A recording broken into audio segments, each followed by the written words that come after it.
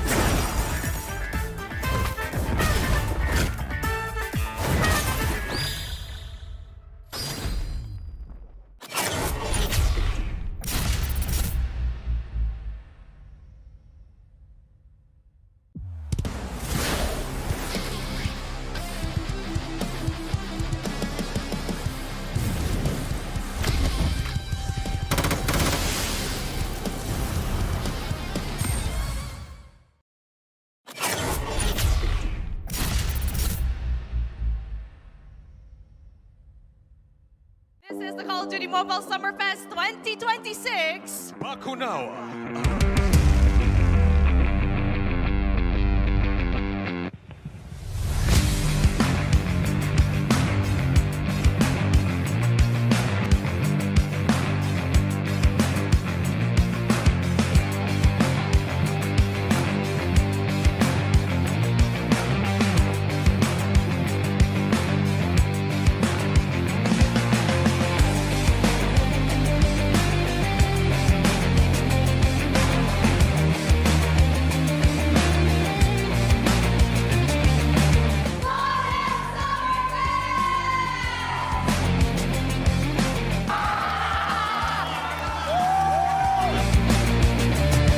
Hardpoint still in play, but SKAERI 3 more points to win this game.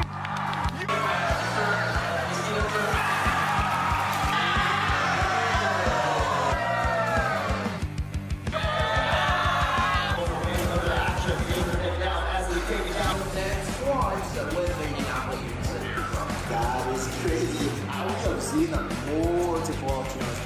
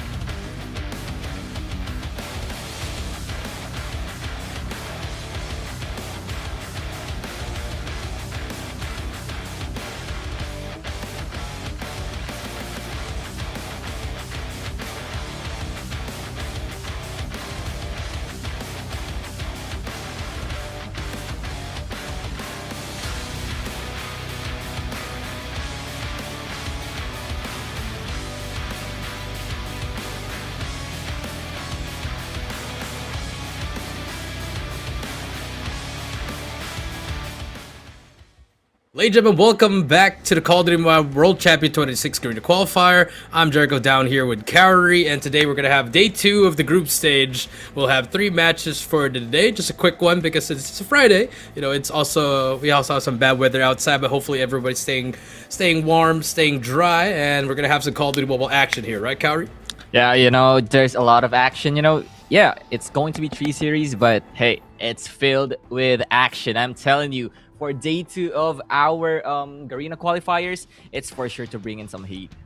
That's true. I definitely agree with that one. Yesterday, we already had some heat, and today, a lot of one-sided, possibly one-sided matches, but nevertheless, we're going to have some great matches here today. You know, ALULA up against as soon as possible. We'll also have VIZUALZ PH up against Change World, and then we'll have Rivals going up against, I believe, let me just make sure that we're saying the right one.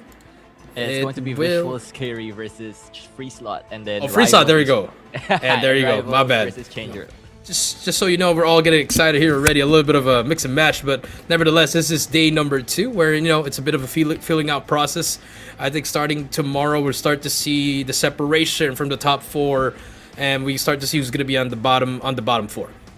Yeah, and there's a lot of stories that is to be made of today. I mean, you got ALULA versus As Soon As Possible, where ALULA won their first series yesterday, and I think it's one of their toughest matchups yet against rival Esports. And then As Soon As Possible, dropping their own series as well, 1-3. So it's a big task for them for this first series, but still a lot in store for their team. And if they want to prove something, it's up against the big bosses of ALULA.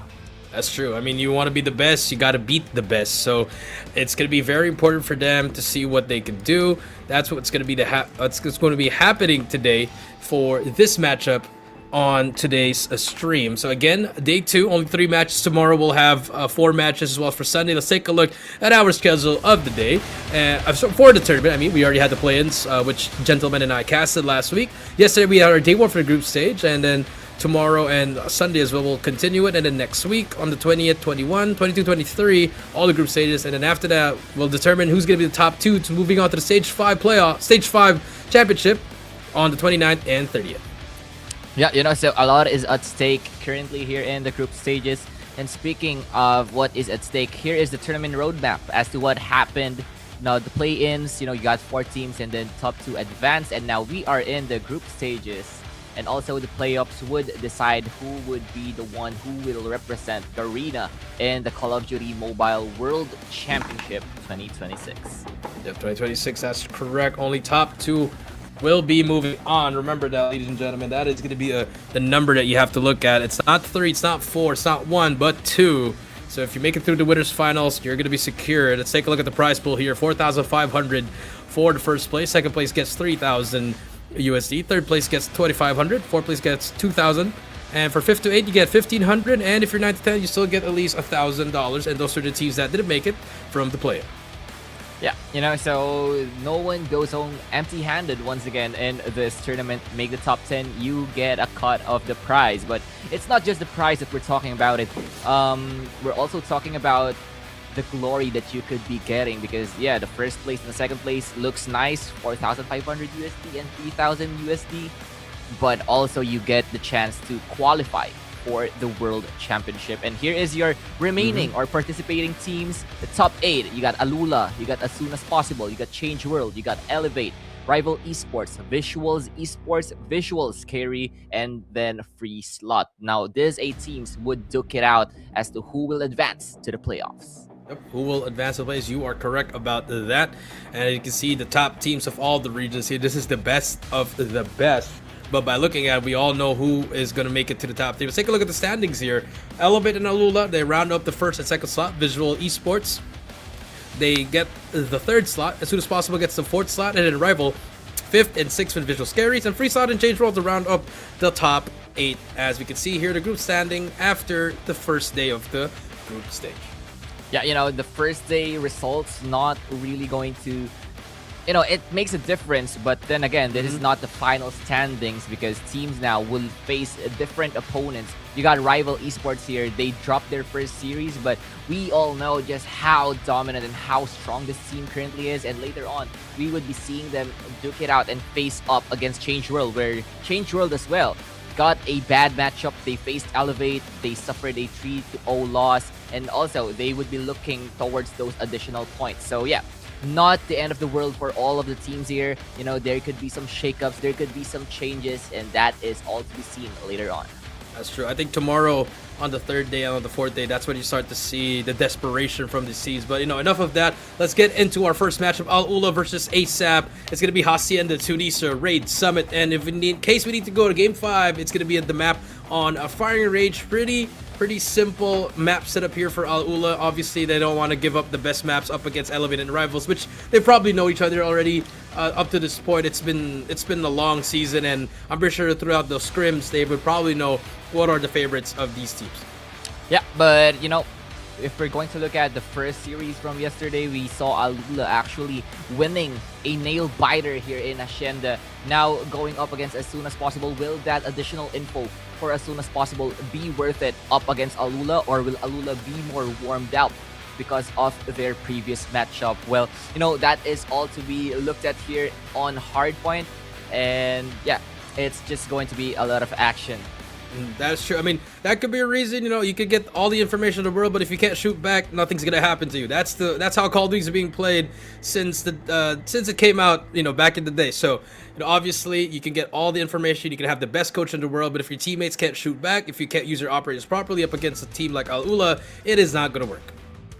Yeah, you know, and that could possibly be the biggest question now for the side of As Soon As Possible, because yes, they did win one map yesterday, but that was on Search and Destroy. But the biggest question is, how do they handle, you know, these spawns? Because ALULA, very, very scary when it comes to this, you know, just stand and bang, face up, gunfights. So yeah, ALULA, kind of the favorites here heading to this hard point. I agree. I mean, spawns itself, you see the top 3 teams, you know, I think that's what separates them from the 4th to 8th, you know, Rival, Elevate, as well as ALULA. They know how to manipulate the spawns. They know when to hold. They know what to block. They know where to spawn. They know what's going to happen on the map. I think that's an extra level, and they're always ahead of each other. And I think for As Soon As Possible, if somehow, by the grace of God, they can be able to get that and have that knowledge in that game, I think they'll have a good shot. But you know, nevertheless, this is looking like a David versus Goliath. As every time you go up against a top 3 team, it's always gonna be David and Goliath. So if you're As Soon As Possible, gotta show out here, because it's an important matchup. You know, if somehow they beat this and all of a sudden they go on a Cinderella run, this could be the start for them. Yeah, could be the start, but once again, a tough task for them, a David versus Goliath matchup right now. But yeah, if we're going to base on the stats, the achievements, ALULA has been on a tear recently. So for As Soon As Possible, they really need to figure something out as soon as possible if they're going to deal with ALULA. That's true. I mean, they might lose as soon as possible as well, so no pun intended. But like, I mean, that's reality. I mean, you're going up against the number 1 or number 2 team in Garena. It's not going to be easy at all. It's definitely not going to be, especially coming off a GM11 victory, and then, you know, they're doing well in CDM now. They're hitting the right side at the right moment.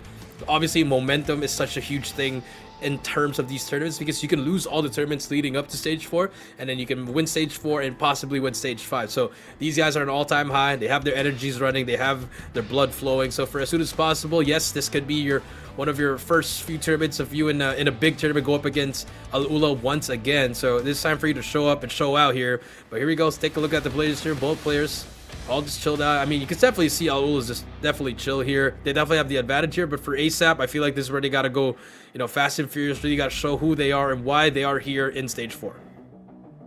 Yeah, it's time to show up now for them, because they really can't afford to be, you know, sunk down deeper into the leaderboards here, because once again, only the top 4 advances, and they need to rack up as much points as they can. I mean, yes, it's only day number 2, but every single point matters. And yeah, you know, just looking at the players, they're getting ready, they're getting warmed up, and we are about to see a great matchup, hopefully, between these 2 teams.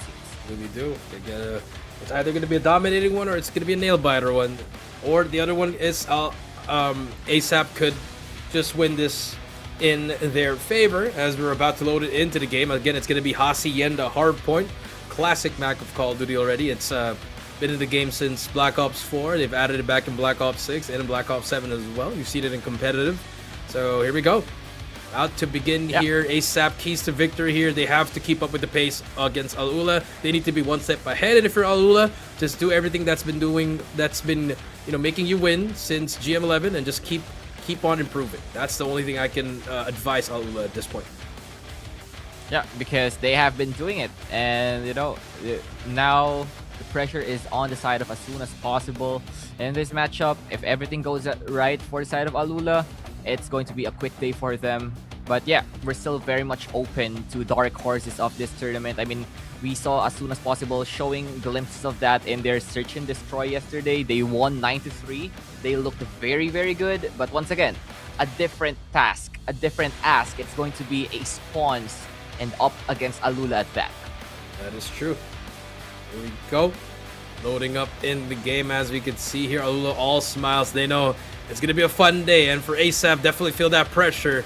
I mean, you can see in their faces, yes, they're serious, but deep down, it's going to be a difficult matchup. It's a tall task for them to climb onto this hardpoint up against ALULA. We know how good they are in hardpoint. We've seen them beat Elevate. We've seen them beat the best of the best. So it's going to be very, very difficult. I think, you know, one of the few things I can try to recommend is not to feed Lucas in, but that's easier said than done as the man hunts down the kills and actually goes on a roll. Yeah, exactly. And now we are in the game. First game of today. It's ALULA versus As Soon As Possible. Game number 1. Hardpoint on Ascenda. Here we go. Start things off the side of ALULA, and Lucas in FDX. Start things off with that's 3 down already. 4 down actually. Only 1 player to beat. It's gonna be the best, and he's gonna be shut down. Just like that, ALULA clears out the first 5 kill metric, but ASAP answers back immediately with a hop on the hill. But you look at the kill feed, it's all ALULA, it's all yellow.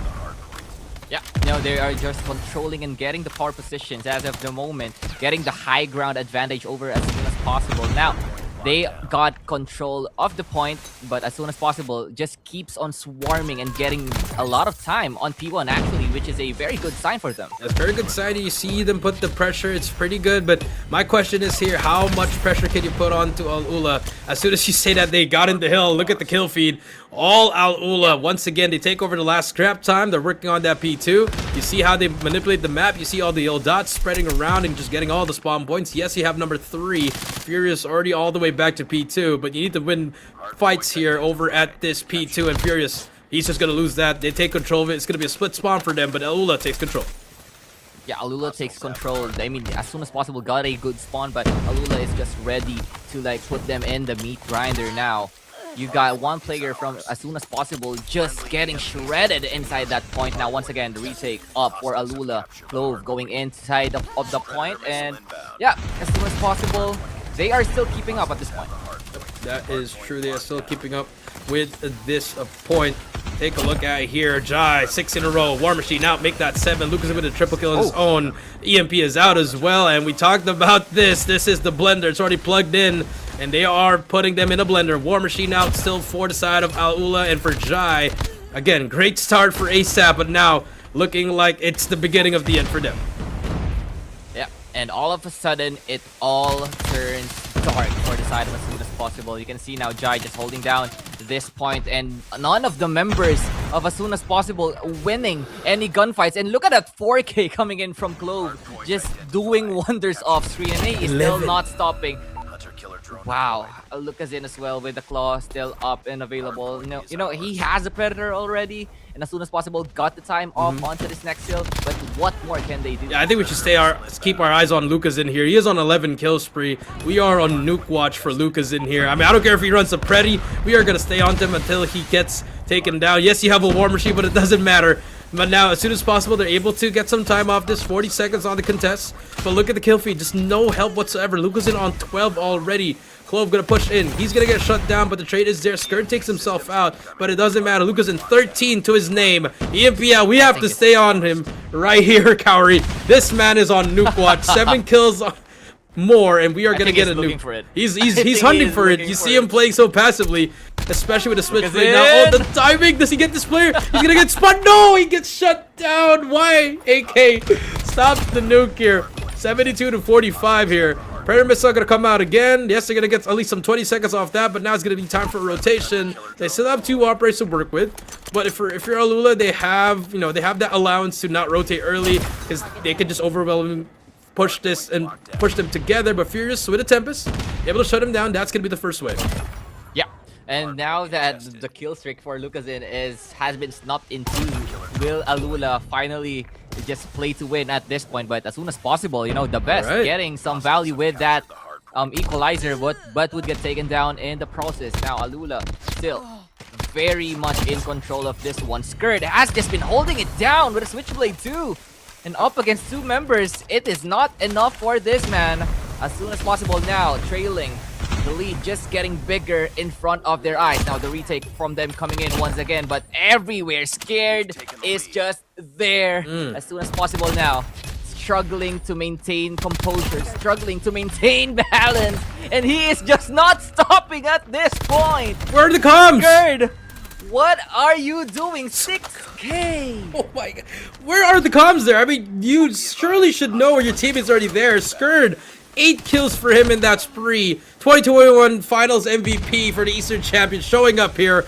Why he is still one of the best players in the game here, and wants a ring for Stage 5. Scared now once again with a Sparrow, gets 2, takes himself out, but the damage has been done. And you know, as soon as possible, they're actually really doing well with their fights here. They're winning, they're using their operators properly, but the score is just not showing. ALULA is just absolutely tearing them apart piece by piece, dominating, decimating the battlefield here in this game number 1. Yeah, and now take a look at Lucasin now with the claw in hand, just trying to hunt down some more members coming in from the side of as soon as possible. I mean, P1 could be the time as to where they can regain some time, but ALULA just not letting them in. The point, FDX as well. Everyone is making magic at this point for the side of ALULA, and it's just hard to watch for the side here of as soon as possible because every single entry point going to get sealed off and them being shut down. Yep, everybody's gonna get shut down one by one. Clo brings out the equalizer. It's his turn to try to spray it down. Finally gives it up, but it doesn't matter. Again, another late rotation for ALULA. But again, they have that allowance so that they can rotate late because they know they can just outgun them one by one, win their duels. 137 to 68 here. Lucasin clears out the left side. Hunter Killer Drone goes in. Clove still alive, able to get 1. The War Machine by Jai. Try to clear it out. No trophy for ASAP. And it doesn't matter as ALULA is taking over. He takes himself out, but they get control. They flip the spawns. ALULA in control now. Yeah, ALULA in perfect control. Everyone is just doing their own thing. Now Lucasin in the point with the SKS. You know, the funny thing that I've noticed with Lucasin is that he always has the highest hill time for the side of ALULA, despite him also being the highest fragger. I mean, that's true. I mean, this man is just on a mission. They know, and he's trying to just get kills after kills after kills. You have Knee with the Death Machine. He's good for 1 only. I mean, Scourge just sliding through once again. The slithering snake here. Scourge with the pre-fire through the smoke. Hunter Killer out. He is on a different level right here. 31 for him. And you know what? I'm having so much great sounds. Take a listen to ALULA. Well. Garage, guys. Left garage. One more outer shop, Jay. Okay, garage. Nice. Take small bottle. Church small. Going money now. Try trophy point. I'm watching office. I'm water. Garage, Water low. Garage again. Yes. Office, Garage. PC now. Go garage. Oh, ano, Garage, yes. Ice Sparrow. Circle na, circle. Yep, Garage low. I'm watching con. Garage again low. I'm ako.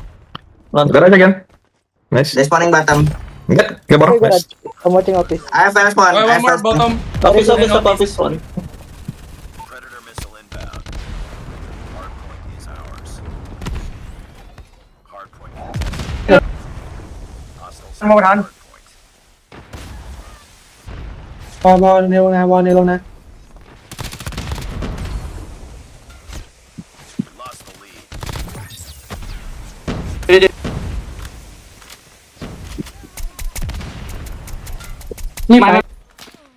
Yeah, and you know, seeing and looking at the communications from the members of ALULA, very active on their comms, but as soon as possible, I think they're lacking team communication. Could possibly be that they're overwhelmed with what is currently happening, and that is up against, that's what happens if you're up against ALULA. Now Clove with the equalizer at hand just shreds and, you know, pieces them up bit by bit, and he is just not stopping, and that has been the story for the side of ALULA in this game. I mean, at this point, the communications is off for as soon as possible. You're getting pieced by Scourge. Pretty sure the energy levels are down. You're gonna get Predator Missile by Clove. He's gonna spot 2. That's a double kill for him, and that's gonna be all she wrote. Hunter Killer Drone. Clove is still on a roll. He's gonna able to get 1, almost gets a second, but it doesn't matter. I mean, AK, he's gonna try his best to fight here. War Machine out. He's gonna be able to get 2. They're able to break it. But I mean, the score is just not showing for them. FDX, he's gonna take himself out. They clear out everything once again. 10 more points for ALULA, and this game should be over. Last 7 points to go. Clove's gonna clear out the last player over that tiles. The best is gonna contest. The final contest for them. 5 more seconds to go. Anubis, AK, they're still trying to fight for it. It's not gonna end here. They're able to extend it for another 2 more seconds in P1, but we all know, we both know, Kyrie, this game is over. Yeah, it's as good as over. ALULA just needs 2 seconds to just finish this off, and I think Scourge is going to look for it, and he does. ALULA too clean on that first game, you know, still proving why they are the top seeded team here. I mean, there's a reason why. There's a reason they were the champions with the side of Green Masters 11. They've been doing well so far. You see how cohesive they are as a unit. Their communications are on point, and they're just really a much better team up against the side of as soon as possible. Yeah, and looking at their faces right now, just chill. They're just chilling at this point. And yeah, it has been a very rough map here for the side of as soon as possible. But yeah, once again, here is your map winner. It's going to be ALULA taking the Hacienda hardpoint. Now 2-0 in that map. Yep, now 2 on this map. I mean, looking pretty good. I mean, they also have Palitao, you know, one of my good friends. He's really a great coach. He's a very, very systematical, methodical coach. You know, gives you every single detail. So these boys are in good hands. So I mean, this team is built to win worlds, and if they make it there, they have a great shot at it. So hopefully they can get through it. But again, it's only day number 2, and if as soon as possible, it's only game number 1. You can always reset back. You know, like you said, they won S&D yesterday. Maybe that's gonna be their game mode to win. That could be the game mode that they actually win, because yesterday we saw ALULA dropping their S&D up against rival Esports. So this could be, you know, the tiny crack in the armor that as soon as possible could be looking at. But it's kind of a different story. I mean, you have to consider that rival Esports as well, fresh off the first hardpoint map, that was like a 5-point difference, and them winning in Search and Destroy was also close. So now, looking at the difference when it comes to those gunfights and the mastery of the map, just how much can as soon as possible get in this S&D map, or will this series be extended? Yeah, by the looks of it, I mean, if they want to, they can try to extend it, but I think respawn-wise, we both know that ALULA just clears them from top to bottom in the respawns. I mean, almost half of the highlights were just all ALULA. I mean, just take a look here. Yeah, you know, it's just the ALULA show for this hard point. They, as soon as possible, they got a good few glimpses of them trying to fight it out, but as soon as P2 starts, yeah, it was just over. I mean, they were getting points, but that was because Lucasin was looking for his nuke. So that's like one player lurking and not really being active on the map. But speaking of, here's the man who missed his nuke. The map MVP, it's going to be ALULA Lucasin with 43 eliminations with a KDA of 2.87. I mean, this man set us down in the loser bracket back in 2022 with the SKS, and he's still using the same gun to actually beat all these players. So congratulations to Lucasin. No doubt will be the MVP. I mean, the close MVP would be Skur, but at this point, I mean, hardpoint. This man loves hardpoint. This man lives and breathes hardpoint.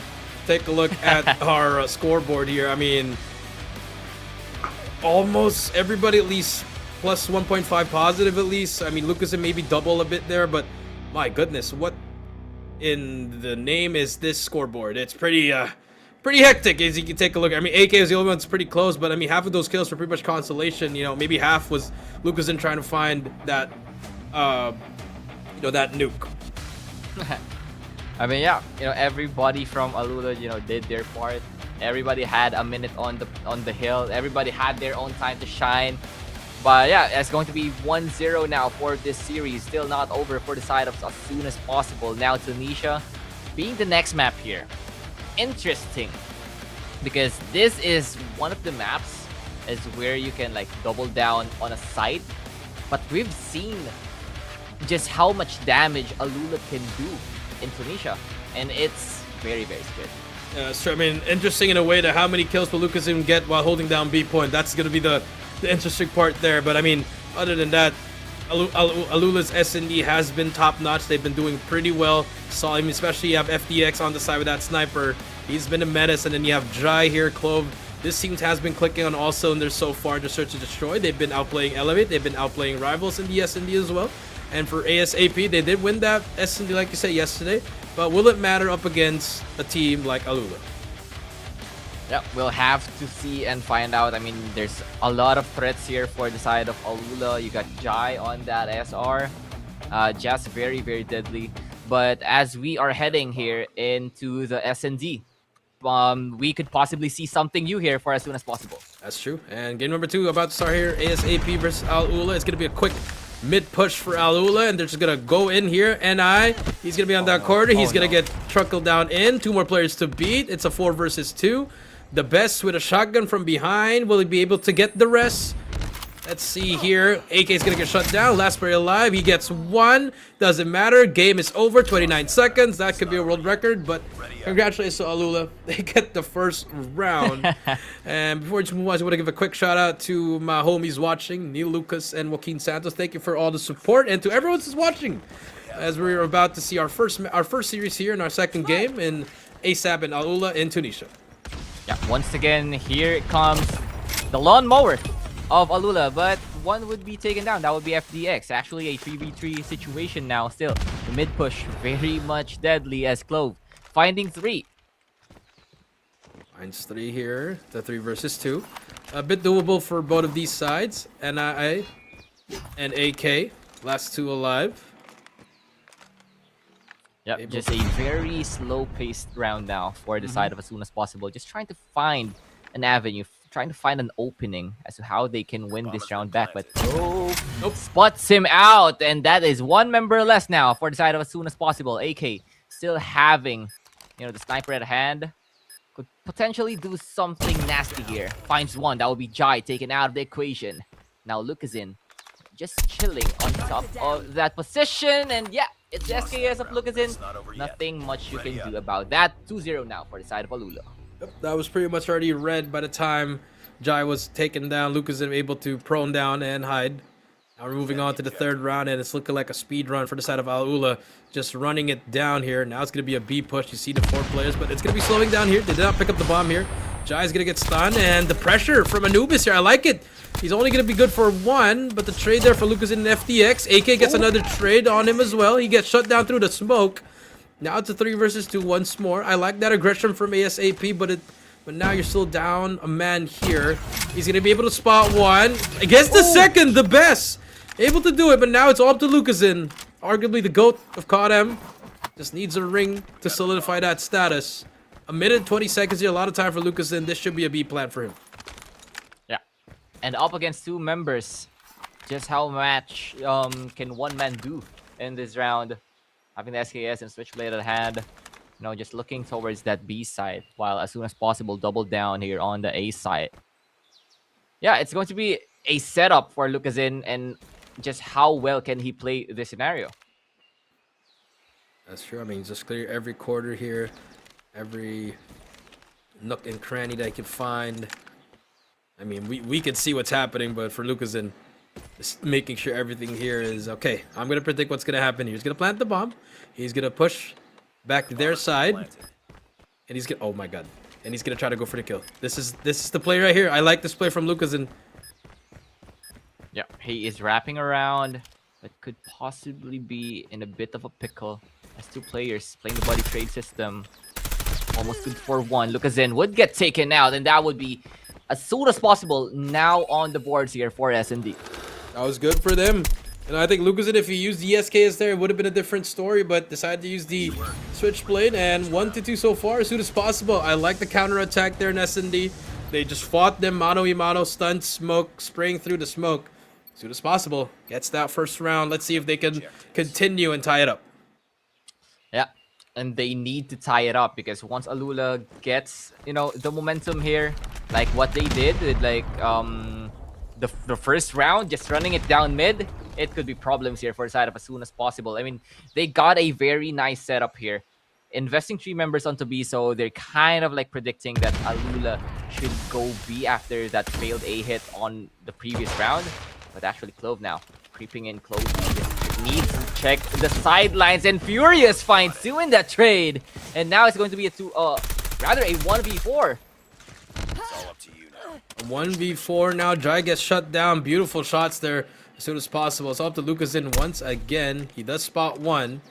Information has been given, and he still has the bomb in his hand. So still okay for them. I mean, it's going to be a tough task for him. But if there's anyone that you want to make a play, it's definitely going to be Lucazin with that SKS. As he's able to spot no one yet, but he has a feeling someone is there.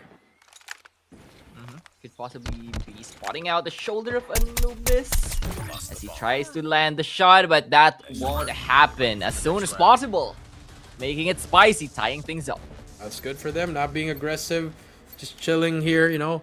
We got a countdown on our team comms. It's gonna get ready in a while. I know for all those players that wants to hear, or amateurs or anyone, how it's gonna sound like. We do have a 10-second countdown here. We're just getting it ready, but now pushing through. The nades are in. ALULA now trying to slow it down once more here, and still working on that A link here as they're able to shut down one. And let's take a listen into ALULA.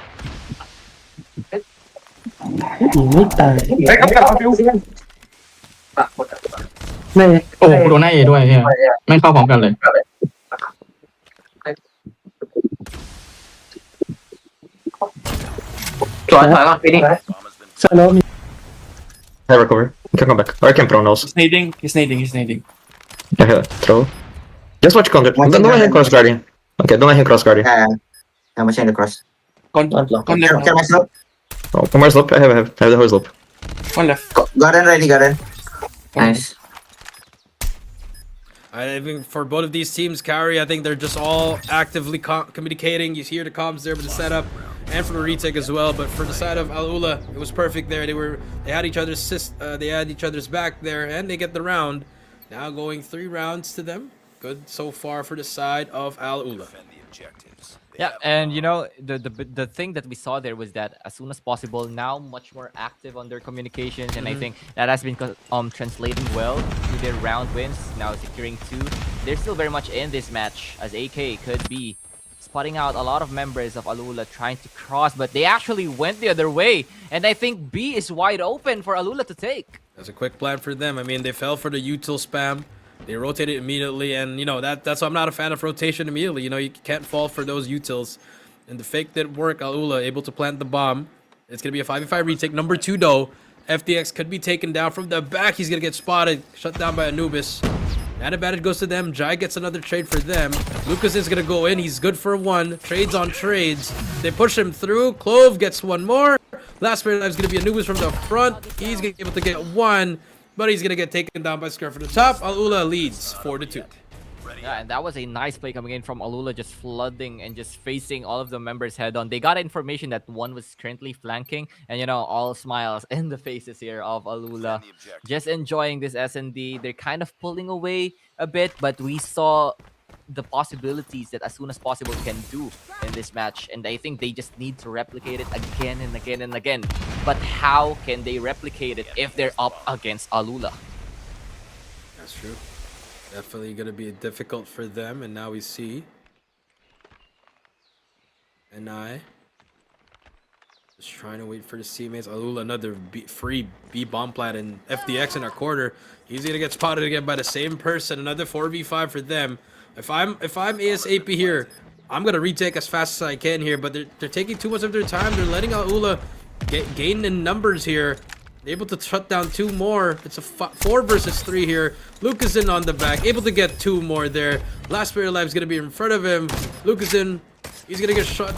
He's gonna get a hit marker twice. You hate to see it. Lucasen shuts him down. That's 4 for him in the round. Yeah, very unfortunate. 2 hit markers. Could have, you know, added an additional kill, but you know, COD wouldn't allow it this time around. But yeah, now 3 rounds advantage for the side of ALULA. Just how much of a build can they build up before the side swaps? Because now there's a lot of action down middle. It's just going to be a lot of chaos, with as soon as possible coming out on top.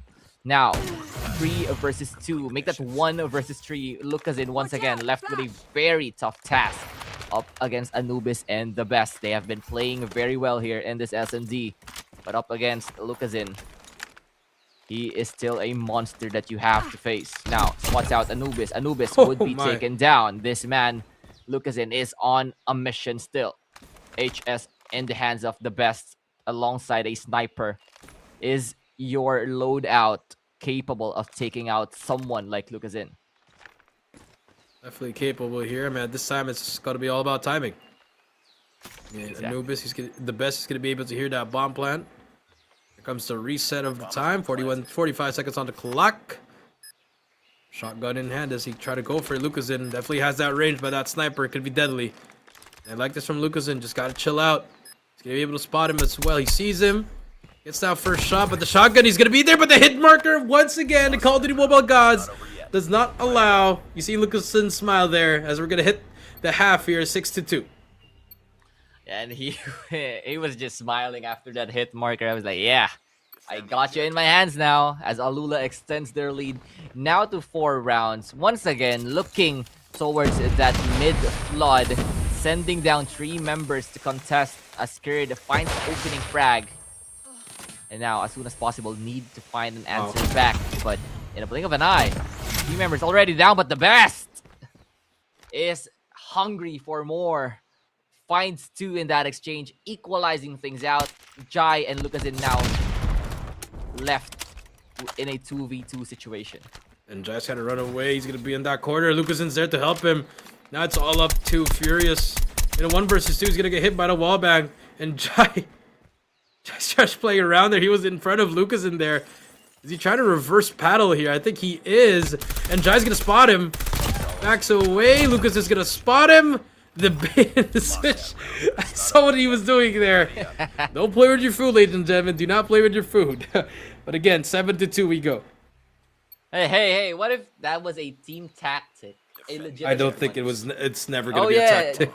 Jai do the moonwalk and just dance around while Lucas takes him out.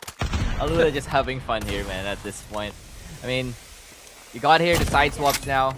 Let's see as to how much damage can ASAP do. But the damage has been done by Clove. 2k. Over 2, they take down Lucasin as well, but the flank for the bank. Are they aware of the flank here? SKAERI is going to be able to shut down 1. FDX gets 1 more. It's a 1 versus 1. FDX with a jump shot. Match point for ALULA. FDX just woke up, feeling good already. Gets that kill. One more map, 1 more round before we move on to Control and go up 2-0 for ALULA. And ALULA, you know, just feeling so comfortable in this one. I mean, you got Jai not having, you know, that much frags. He has just been on a tear recently, so I think he deserves a rest. And now, as soon as possible, could be looking at this map now, as it could just be over. It's over. It's just over. ALULA, after they got 2 rounds, they were like, oh yeah, it's time to lock in. Just 7 rounds after, they now won the second map. SND would fall in the hands here of ALULA. I mean, I'm pretty sure we had this in our predictions that this would be a 3-0. I mean, by the looks of it, I mean, it's only 2-0, but the Control, from what we're seeing in the hard point, I mean, it's not looking good. Yeah. I mean, we saw what happened in hardpoint. Control is no different. It's like a mixture of S&D and both hardpoint as well. So with ALULA playing like this, it's kind of hard to go against them. And they would be your map winner once again for map number 2. Now 2-0 lead. Just 1 win away from closing out this series as soon as possible. Yep, that is true. Congratulations to ALULA, 1 more game, and again we see the differences here, man. You may be the number 2 or number 1 in Thailand, but again it's easier said than done go up against a team like ALULA. I mean, in our region, you know, no disrespect to the other regions. I mean, in the Philippines, we've been on a tear recently for most of the years, and I mean, you see the imports coming through here. I mean, take a look at the highlights here. It's just all been ALULA. And you know, you just can see the difference of gunplay between these 2 teams. I mean, you got glimpses of the best. You know, he had a very good game there with the shotguns, despite, you know, him having a lot of hit markers. He still showed out, but yeah, 1 good performance from 1 player isn't enough to translate into a victory, especially if you're up against ALULA, where you got to worry about 5 members of them just being lights out. That's true. I mean, you know, if the best was able to get like 30 kills at the Herculean effort, then obviously he would give it his props. I mean, he was getting kills for him, but it just couldn't translate into round wins. And I mean, Lucas, it was a monster on a mission there. I mean, Clove threw the smokes. That's just unfortunate for them. And then FDX here put the final touches there. And for Jai from the back, and a trade from FDX. They shut it down. We go up now 2-0, and our MVP once again, it's going to be Lucas with 15 and a 3.75 KDA. Yeah, nothing new for the side of ALULA. It's still Lucas on that MVP. You know, having that 3.75 KDA. Yeah, that just speaks for itself, basically. He has been the map MVP ever since their victories from yesterday. And I think it was for all 3 maps that they won, he has been the MVP. And now he snatched 2.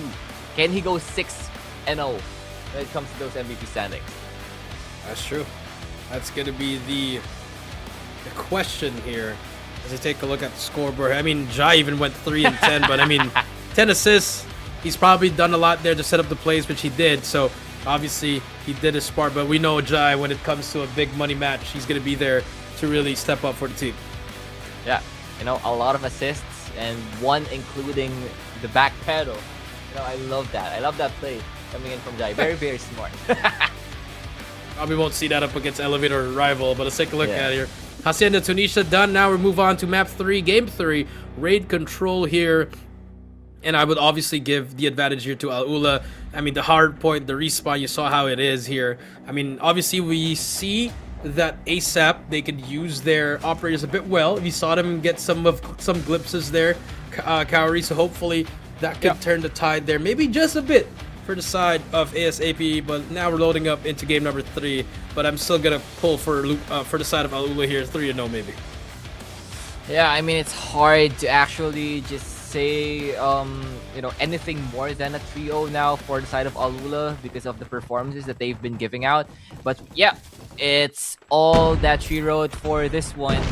Game number 3 now for ALULA, and as soon as possible, control begins in Raid. Control begins in Raid, and look at that, a sniper by Jai, a 3K immediately. FaZe Ilcams episode 1 featuring Jai, able to get one more. He's gonna get that kill. Yes, he can. And he's just toying with the enemy now with that sniper. 29-20. Jai on a roll with that Locust here. The best tried his best to try to make it. Jai is still with that sniper. He's going to be able to spot him. He still gets him. Jai! He's going to keep on going. Can he spot him? Please get him, Jai. Jai, no! He's going to get shot down, but that was a beautiful 5K by Jai at the start with that sniper. Yeah, just immediately erases his 3 eliminations from SND with that play right there. ALULA now steamrolling past the defenses here up as soon as possible. I mean, Clove just looking towards those spawn traps and them just trying to look at for as much kills as they can. And Clove having 4K in a row, 22 lives to 3. Make that 2 now. Not looking good at all. I mean, FDX shuts him down. I mean, in a blink of an eye, it was already over. ALULA, that was too fast. That was a beatdown. That's just it's pretty sad to see that. But I mean, you know, you don't become like ALULA after a day. You know, it takes years and years of experience and of hard work, and they deserve it. So now you see how they're working out. They're about to be fully streaked out. Furious is gonna be on that B Dom car, but you see the player. The Predator missile is gonna be there to shut down 2 more, and they're ready for the spawn trap once again. Yeah, you know, and it's not a fair world out here. You know, ALULA just going at it. You know, just trying to catch off members here for the side of ASAP, and they are just playing on the back pedal despite them being the one who is supposed to be taking down those points. And now Clove with the equalizer at hand, just shredding every single member that is currently spawning in front of him. Fury kill now for this man, 4K. Anubis would be the next victim. And Clove! Turn around, you please. You can't do them like that. Like, why are we not clearing out the base, guys? Please. Predator missile.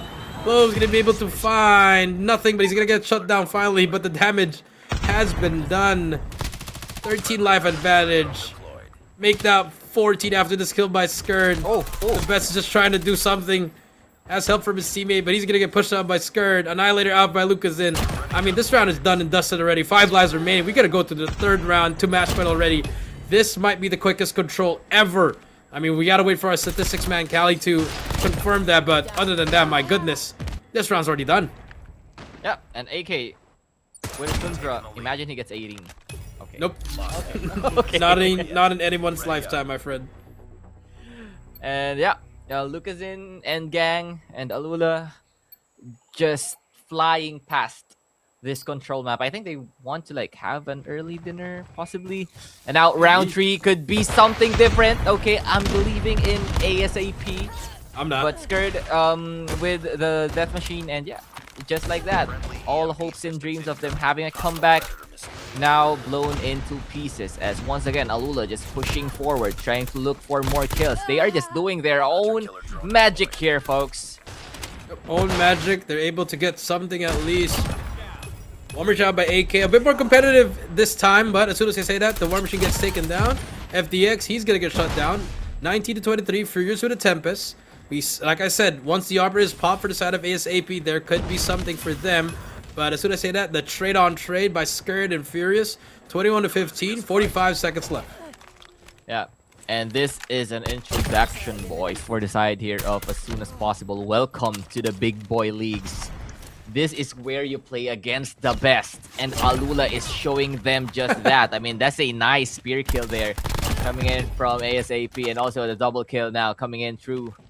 And actually, I think ALULA needs to secure some time. Yep, they could be running out of time, but when it comes to the number of lives left, 15-7, kind of a close deal already for this one. Yep, it's already over at this point. I mean, 5 lives remaining. There was a hope there, but now Tempest out for FDX. This should seal the deal for them.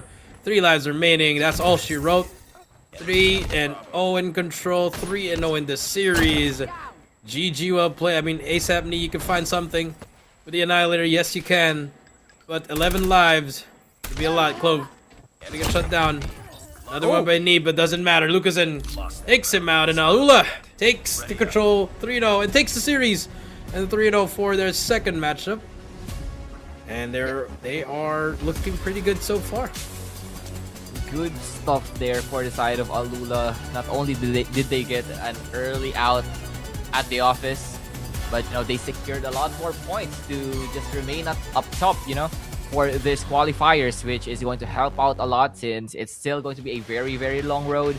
But for the side of as soon as possible, it's going to be kind of heartbreaking for them. I mean, it's up against ALULA in the first place, so not that much that they can do it there. And there is your map winner, ALULA, winning 3-0 in the series and 3-0 in control. Congratulations to them. Another day in the office for them, for ALULA. Get the job done. Take a look at the highlights. Yeah, you know, the first highlight, Jai with that nasty 5K with the Locust, man, that was something right there. Just a lot of stuff here. I mean, basically what you're going to see here in these highlights, all ALULA. And possibly you can see some glimpses there of as soon as possible. Maybe the last play, Kaori, the one with the Annihilate, that was it. Yeah, it could be, but you know, this second round was brutal for the side there of as soon as possible. I mean, yeah, no, what happened basically in that map is that the gunplay was showing out for the side of ALULA, and you know, as soon as possible they got overwhelmed with the peer pressure that they were facing. And that is with ALULA just standing in front of them, shooting them, and just taking them down. I mean, here we go. You know, the highlights there for the side of ASAP. But still, nice try coming in from them. But this is the man that gets it done. This time around, 24 eliminations with a 4.8 KDA. Lucasen just farming MVPs at this point. Farming MVP, trying to be the MVP of the tournament here. I mean, Lucasen, 3 straight MVPs. At the same time, he's going to be the series MVP. I mean, he's just ready for the playoffs. They're ready for Stage 5. This is the team that really wants to go to Stage 5, and I think this could be their year. I mean, obviously, Rival is right there. Elevate's still going to be there. So, you know, I mean, these players, they're just getting ready for the playoffs at this point. Just trying to secure the top seed and, you know, secure that home court advantage in a way, Kaori, so that they can be able to, you know, be on that highest seed.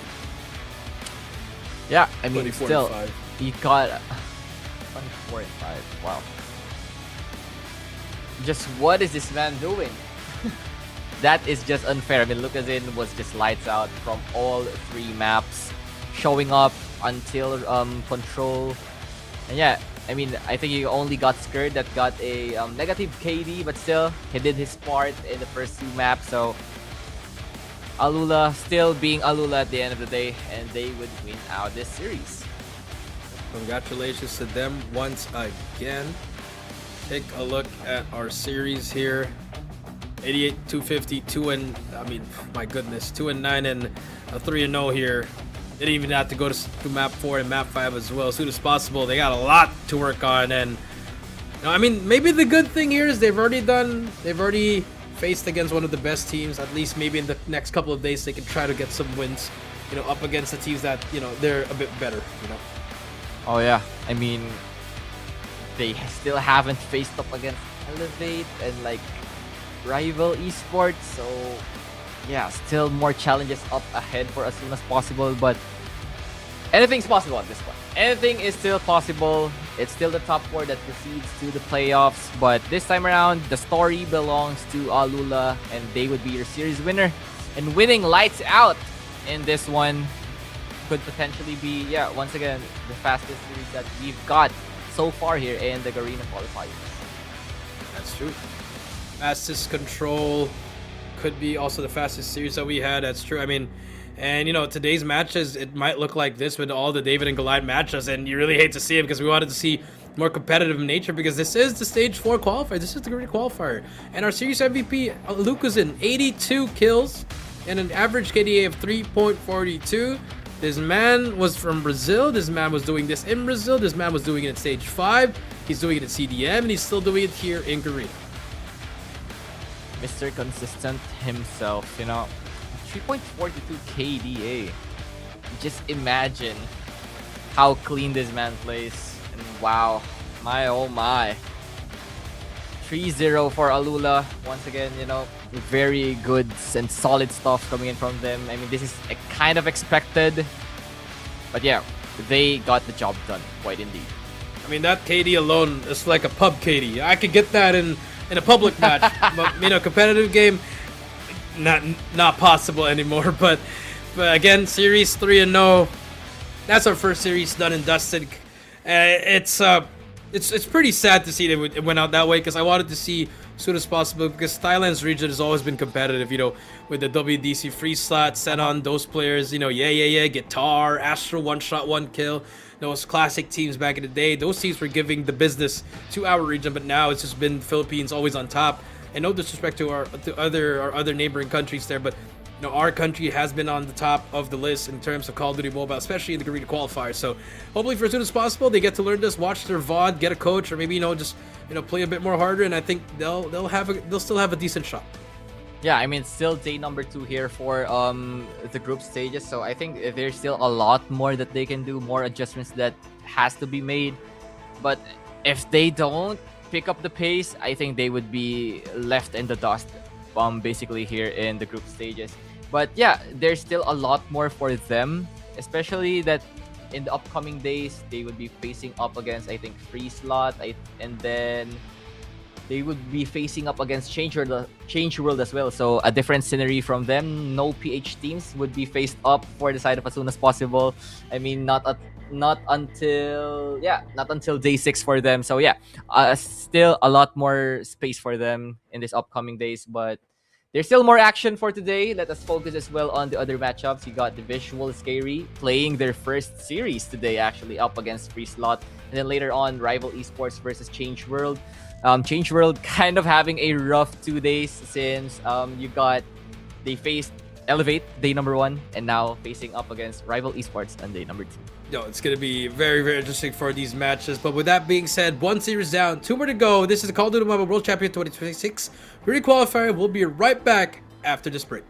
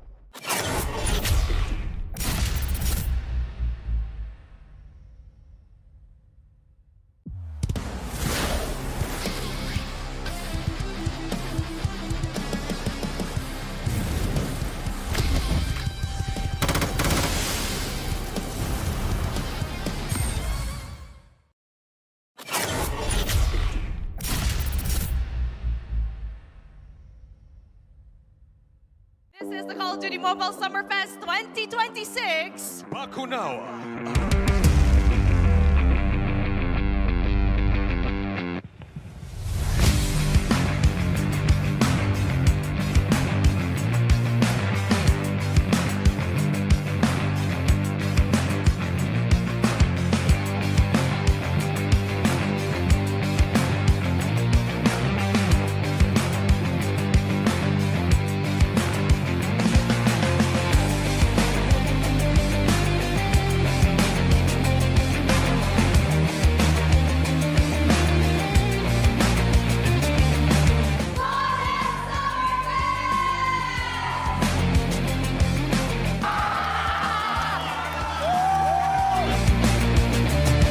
Hardpoint still in play, but Scary, 3 more points to win this game.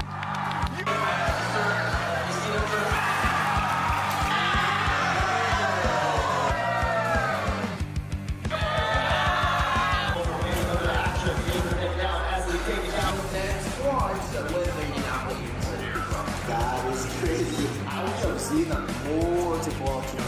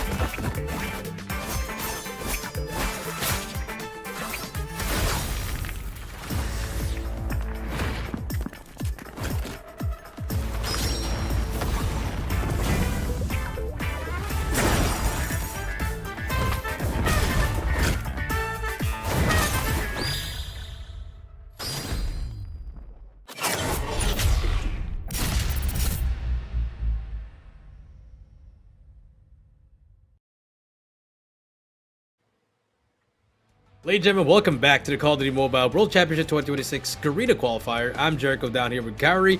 We just witnessed one of our fastest series of the day, which hopefully doesn't happen to our next two series with ALULA and the side of ASAP. And now we're moving on to our second series, which is SKAERI's PH going up against FREESLOT, Thailand's #1 and Philippines #4.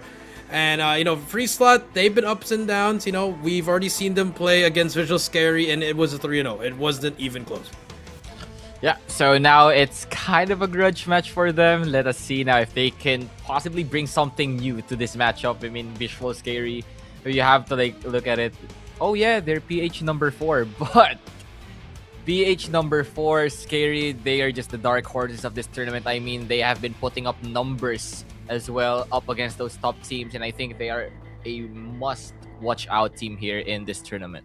Definitely agree with that one. This team can definitely turn it up. They haven't had the best of playoff runs, especially in GM11 and GM10, but you just see them improving over and over again with the addition of Rex into this team. I'm pretty sure they'll be the ones to round out the top 4, in my opinion. So hopefully we can see them really step it up here and show what they are truly capable of. Especially after winning the Garena Elite Philippines, you have a lot to prove here up against a team like FREESLOT, who's been the #1 in Thailand. But again, like you said, #1 in Thailand versus #4 in the Philippines. You would say that Thailand, obviously, because it's #1, but the respawns have been such. It really needs improvement. It's not even to the point that it's good. Obviously they're good against teams that are like ASAP, or even like a team like Changed World. Obviously they'll beat them, but a team that has similarities of Elevate and ALULA combined, that's where you're gonna see SKAERI really show why they are one of the best teams here as well in this tournament. Yeah, and also you have to consider that SKAERI, with them not having that much good tournament runs recently. I mean, because they have to face up against Elevate, up against you got rival Esports and then ALULA. They are not the team that would play around. So they want to show out. They want to make their name known. So, I mean, yes, you got ALULA earlier kind of playing around a bit, but it's a different story when it comes to this VIZUALZ SKAERI team. They're a very young team. I mean, they've been playing for a very long time, but it has been not until a year that this team has been formed. So yeah, a lot to be proved there for them, and I think they are very hungry for this game. Yep, they are very, very hungry for this game, and they have to prove something. And for FREESLOT, you know, the S&D gods, they've been the S&D kings. Take a look at the updated standings here after that first one. ALULA finally takes the first slot here with 2 series wins, 6 map wins, and 1 map loss. But obviously, this is only day number 2, so it's not really going to matter a lot yet. Maybe on Sunday, we start to see the divide of this group. Yeah, I mean, we still have to look towards the end of the week before we give out our own sentiments as to what the current standings are looking at. Because, yeah, if you're going to look at it right now, not that much that you can say, really, because VIZUALZ SKAERI and FREESLOT not having their first matchups yet. But now, it would be their meeting in this Garena Qualifier. So very exciting stuff right there for this qualifiers. And look at the map veto now. For the first map, it's going to be Takeoff for Hardpoint. And then you move on to Firing Range for Search and Destroy. Raid once again for Control. Hacienda for Hardpoint. And then Meltdown for Search and Destroy. That's kind of spicy. I want to see Meltdown. Right. Well, I mean, who doesn't want to see Meltdown? You know, it's a classic map, you know, for all those kids. This map came out in Black Ops 2, which was 2011, I believe, if I'm not mistaken there. So it's pretty long. Even Takeoff was from Black Ops 2 as well. So a lot of these maps all came from the Black Ops series. We love to see it. So hopefully we do see a different kind of a FREESLOT here. You know, you have Set Tech, Anawan, S7G, C1 Kato, and for the side of SKAERI, their newest addition, Rex. You know, formerly part of TSM, now known as Rival Esports. He's been such a huge upgrade with a lot of experience coming into his team, so hopefully he'll be able to show the teammates how it's done as we are about to get ready here in our first game. Yeah, and if we're going to be going at the head-to-head matchup once again, you're looking at VIZUALZ SKAERI as your more dominant spawns team. I mean, FREESLOT right here, they've proven a lot themselves, but facing up against a new threat such as VIZUALZ SKAERI, both of these teams have a lot to prove, especially this is their first matchup and their first game in the Garena Qualifiers. They need to show up and they need to secure those points.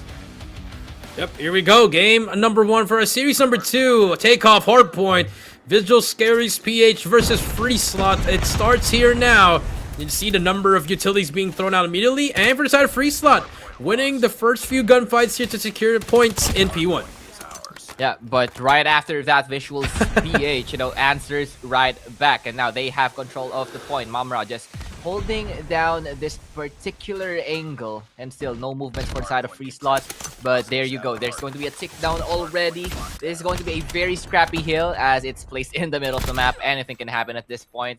A lot of scrap time going to be picked up here by VIZUALZ PH. And FREESLOT fighting back. Yeah, FREESLOT fighting back here.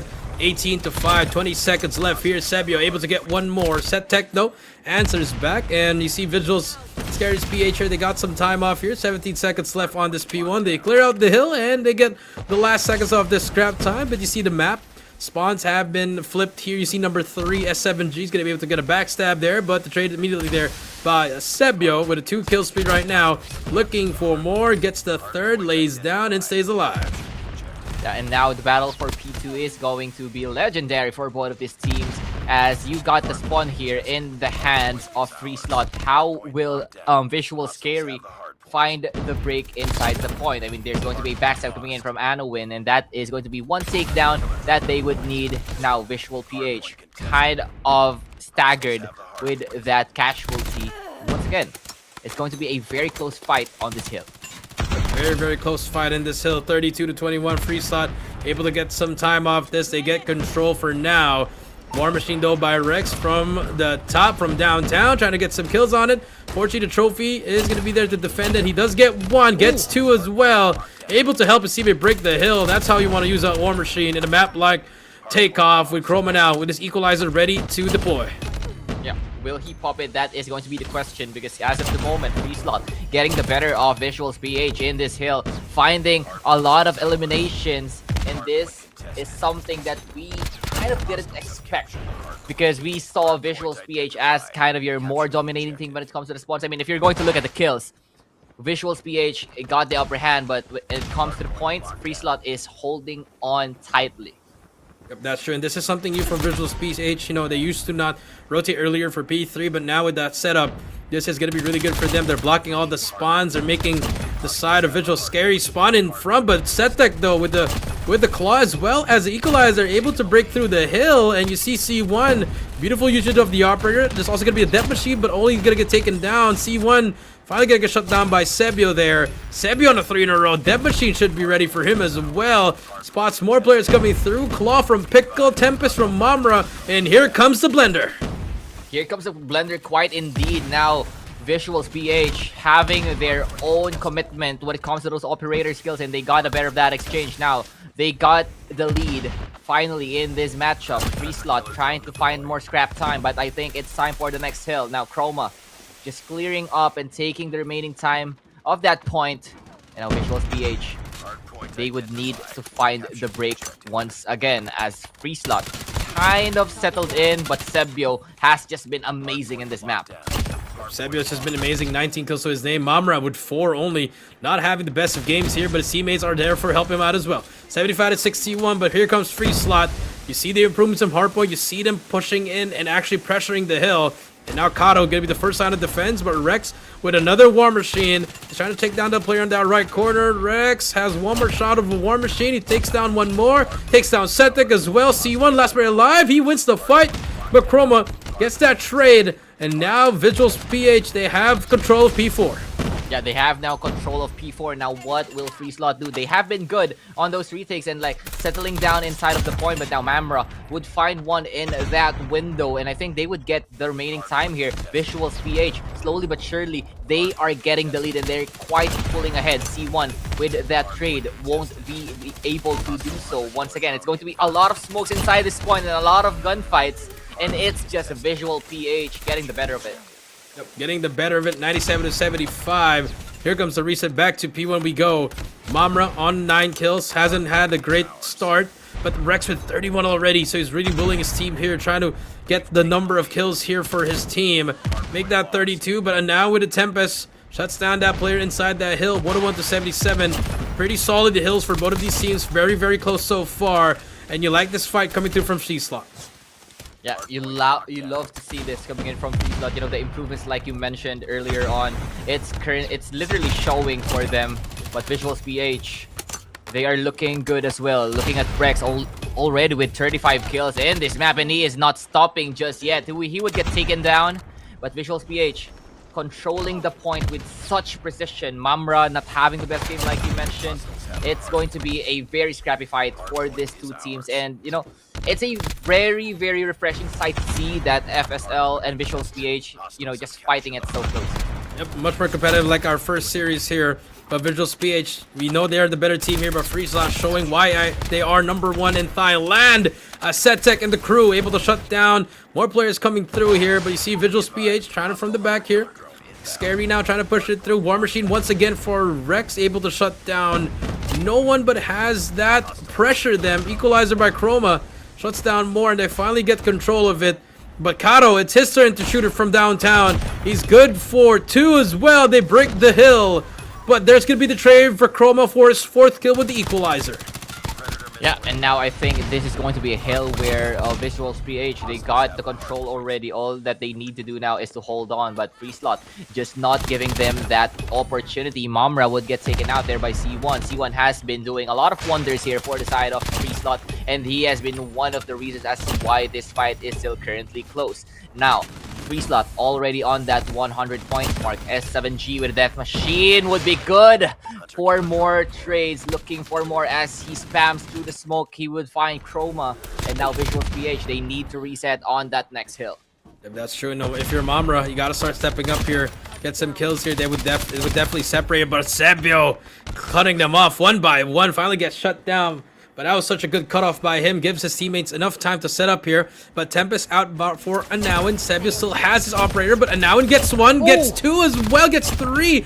Plus the fourth with a gun kill, but Sebio, the spawns in their favor. But now FREESLOT, they have control, but the break from Chrome and the crew. C1 gets shut down, and they take down that player, Sebio with the death machine. Good to just spray it down, give that pressure off. Gonna be able to get no one there, but at least push his teammate back here and get control. Yeah, but now FREESLOT is just creeping in towards this point, and they are still making this fight look scrappy between these two teams. The first time they met, it was on the play-in stage where VIZUALZ PH got the better of them, but now they are putting up more of a fight. Will the adjustments coming in from the side of FREESLOT be enough for them to take down VIZUALZ PH, because they are getting wiped off this point? Sebio just standing and holding strong, but S7G would finally find the shutdown on that man. Next hill now up for grabs, and it's FREESLOT that is going to have the advantage when it comes to positioning. Setek just waiting for someone to cross, but Mamra would be there to shut him down, and finding another as Mamra is now finally online. Tempest in hand would land one, try to find some more. He finds the second, and Mamra still not stopping. This man is now awakened for the side of VIZUALZ SKAERI, and now FREESLOT kind of astonished as to what VIZUALZ PH did just there. Yeah, right time, right moment for the side of Mamra here. 19 kills for himself, 15 seconds left, and we'll be able to hear the comms for the side of both of these teams. But Mamra, finally 20 kills to his name, 188 to 124, but FREESLOT able to break the hill though. But again, a back and forth, tug of war here in this P4. War Machine able to get two more there. Nice kills coming through, and I'm all ready to take a listen to both of these teams. Let's take a listen to their comms. วันตัว ในห้องเล็ก เม็ดเพิ่น จอดยัง หน้าต่างเยอะนะเฮ้ยบันไดคู่บนลงฮันจะเข้าฮันหนึ่งเจ็บ อยู่เก่า2ฮาร์ด2 1บนแดง1ไม่บนแดงก็ใช้บีอ่ะ Di posisi sudah. Kita tempet sendiri bisa Sound season.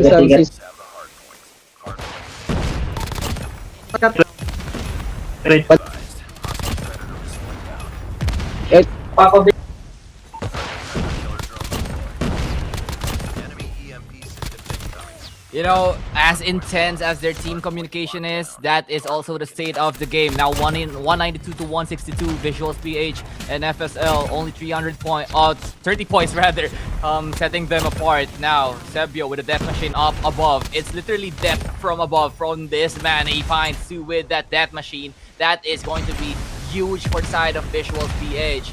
Now FSL still holding strong onto that point. They need to clear this one out because they are finding the scrap times and they are making this fight close. Sebio looking for more trades in this one.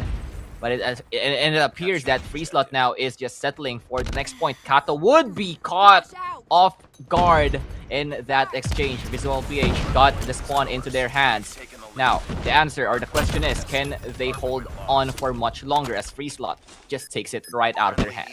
Take it right back. Huge plays for all these teams. 202 to 185. We're going down to the wire here in this P2. You see the spawn, so it's going to flip for number one. You see number one. That's going to be Pickle. Big kill for him. He spots one more. Going for the second. Yes, he can clear the base, but the spawn's still behind him as well. And now he's going to get shut down by Rex here. 52, but the claw from C1 able to slow him down for now. But Pickle and Chroma, they clear out the base. Chroma gets two big kills for him. Kato has a War Machine if he wants to use it. Decides not to. He has to wait for his teammate. Here comes the push, but the claw from Pickle. That's 3 in a row. Big time for the side of VIZUALZ PH. But FREESLOT, they get the last remaining 15 seconds here. Yeah, they do get the last remaining 15 seconds here, and I think that is enough for them to just tie things up or even get like a bit of an advantage here over VIZUALZ PH, where VIZUALZ PH, they are scrapping and they are looking as to how can they hold on to this next kill. No operator skills available for VIZUALZ PH, while you got one for Kato now having the War Machine at hand. Can this be the break that they are looking for in this matchup? Sebio finds one crucial kill there. Anowin just looking towards the entrance of this point, but they are just not going to be led by VIZUALZ PH. Now, the fight is turning up. It is heating up. Mamra would get taken down. It's all FSL on the boards. Chroma trying to find one, but Anowin would be there for the answer. And now FSL finally on the hill, and they are now finally on the lead. Just how much can VIZUALZ PH stop the bleeding from inside? Now, there is still a lot to be asked here as Anowin still not stopping at this point. VIZUALZ PH, they are falling apart. FREESLOT, could they finally do it? Can they take down their nightmares as they are now on the final 8 points of this match? Chroma, Mamra, doing everything in their power to just secure the win, but it's just all FSL's show from this point forward. And I think it's still not over, ladies and gentlemen. Now Karo, together with FSL, just looking towards this next point. Can VIZUALZ PH still have the contest? And I think that's just going to be it for map number 1. FSL pulls the upset. Pulls the upset for game number 1. FREESLOT 250 to 229. You saw the improvement. You saw what happened in the qualifier, in the play-in. And FREESLOT, they did their homework. And now look at them. All smiles for them as they take game number 1 there. And I think the biggest thing here was Mamra was not having the best of games there for that takeoff hard point. Of course, you know, Mamra's absence there was literally felt for the side of VIZUALZ PH. But here's your map winner. They clawed their way back. It was almost a 40-point lead for the side of VIZUALZ SKAERI, but FREESLOT, man, that final point, that retake that they had was just phenomenal. All of the usage of their operator skills were on point, and that fight, it was a treat to watch. It was a treat to watch. I mean, and it's beautiful for FREESLOT. And actually, you know, we've been feeding the wrong information. FREESLOT, they were actually the number 2 in Thailand. You know, ASAP did win the Thailand regional qualifier. So, I mean, for a number 2 team here, they're really showing up here. And you saw the veteran leadership here for both of these teams. It's really great to see. Take a look at the highlights here. I think if Mamra was able to get at least half of more of those kills, I think we would see a different kind of game here. And just the pressure, the hill pressure from VIZUALZ SKAERI, especially in that P1 in that third set. You saw Sebi with a death machine. He was waiting for his teammates to get on the hill, but they just could not win their fights there. That time alone was good enough for FREESLOT to just kept it close, and just the right amount of utilities being used properly. And that's the map of takeoff. You know, a game of comebacks is what you need. A game of runs is what you see in a map like takeoff. Yeah, you know, and you know, the thing there was you got FREESLOT, and then they are just jumping on the hill. That was like also one of the key differences here. They were just jumping on the hill, they were getting those frags, and they were having a blast here. I mean, look at the lead here for the side of VIZUALZ SKAERI. They got like a 60-point lead already, but you know, comebacks is the name of the game here for the side of FREESLOT in map number 1. They would take a 1-0 lead over VIZUALZ SKAERI. And if we're going to look at their history, it's kind of like, yeah, it was 250 to 90 for map number 1 in the hard point for VIZUALZ PH before, but now the adjustments has been made for the side of FREESLOT. Yep, I mean, take a look at the scores. I mean, Rex with 58, Sebi with 55. I mean, 4 players and 50 numbers, and the line of 5. And for Mamra, 30 and 49. And like I said, on the other end, you saw, I mean, 3 of these plays are all negative. And then C1 and Kato, the right place at the right time, was able to really step it up and get the dub there. When it mattered the most, that's when they showed up. You love to see it, and that's the moments you see in Hardpoint. Yeah. You know, that is what you really see in Hardpoint. And, you know, can you talk me through the absence of Mamra and just how much does that make of a difference here in this map number 1? It's huge because he has the Tempest, and the Tempest is actually one of the easiest operators to use. You can spam that, and you know, obviously his SMG presence is probably one of the best in the team, and now he's the least score. He has the least score among all of the players in the lobby. So that's a huge question mark. You know, I'm not sure if something's happening to his phone. He's just having a best of days, but it happens to us. But I feel like SKAERI, you know, just have to bounce back. But now in a game mode like in Search to Destroy, with a momentum all-time high for FREESLOT, they're looking like they want to put this in a 2-0 already.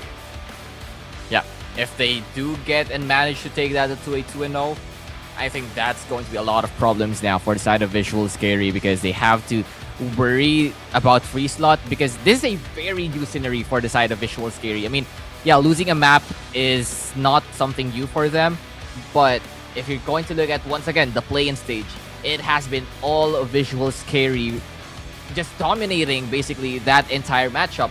Now, them being taken down on hardpoint, arguably their best best game mode, that is for sure to take something in Visual Scary.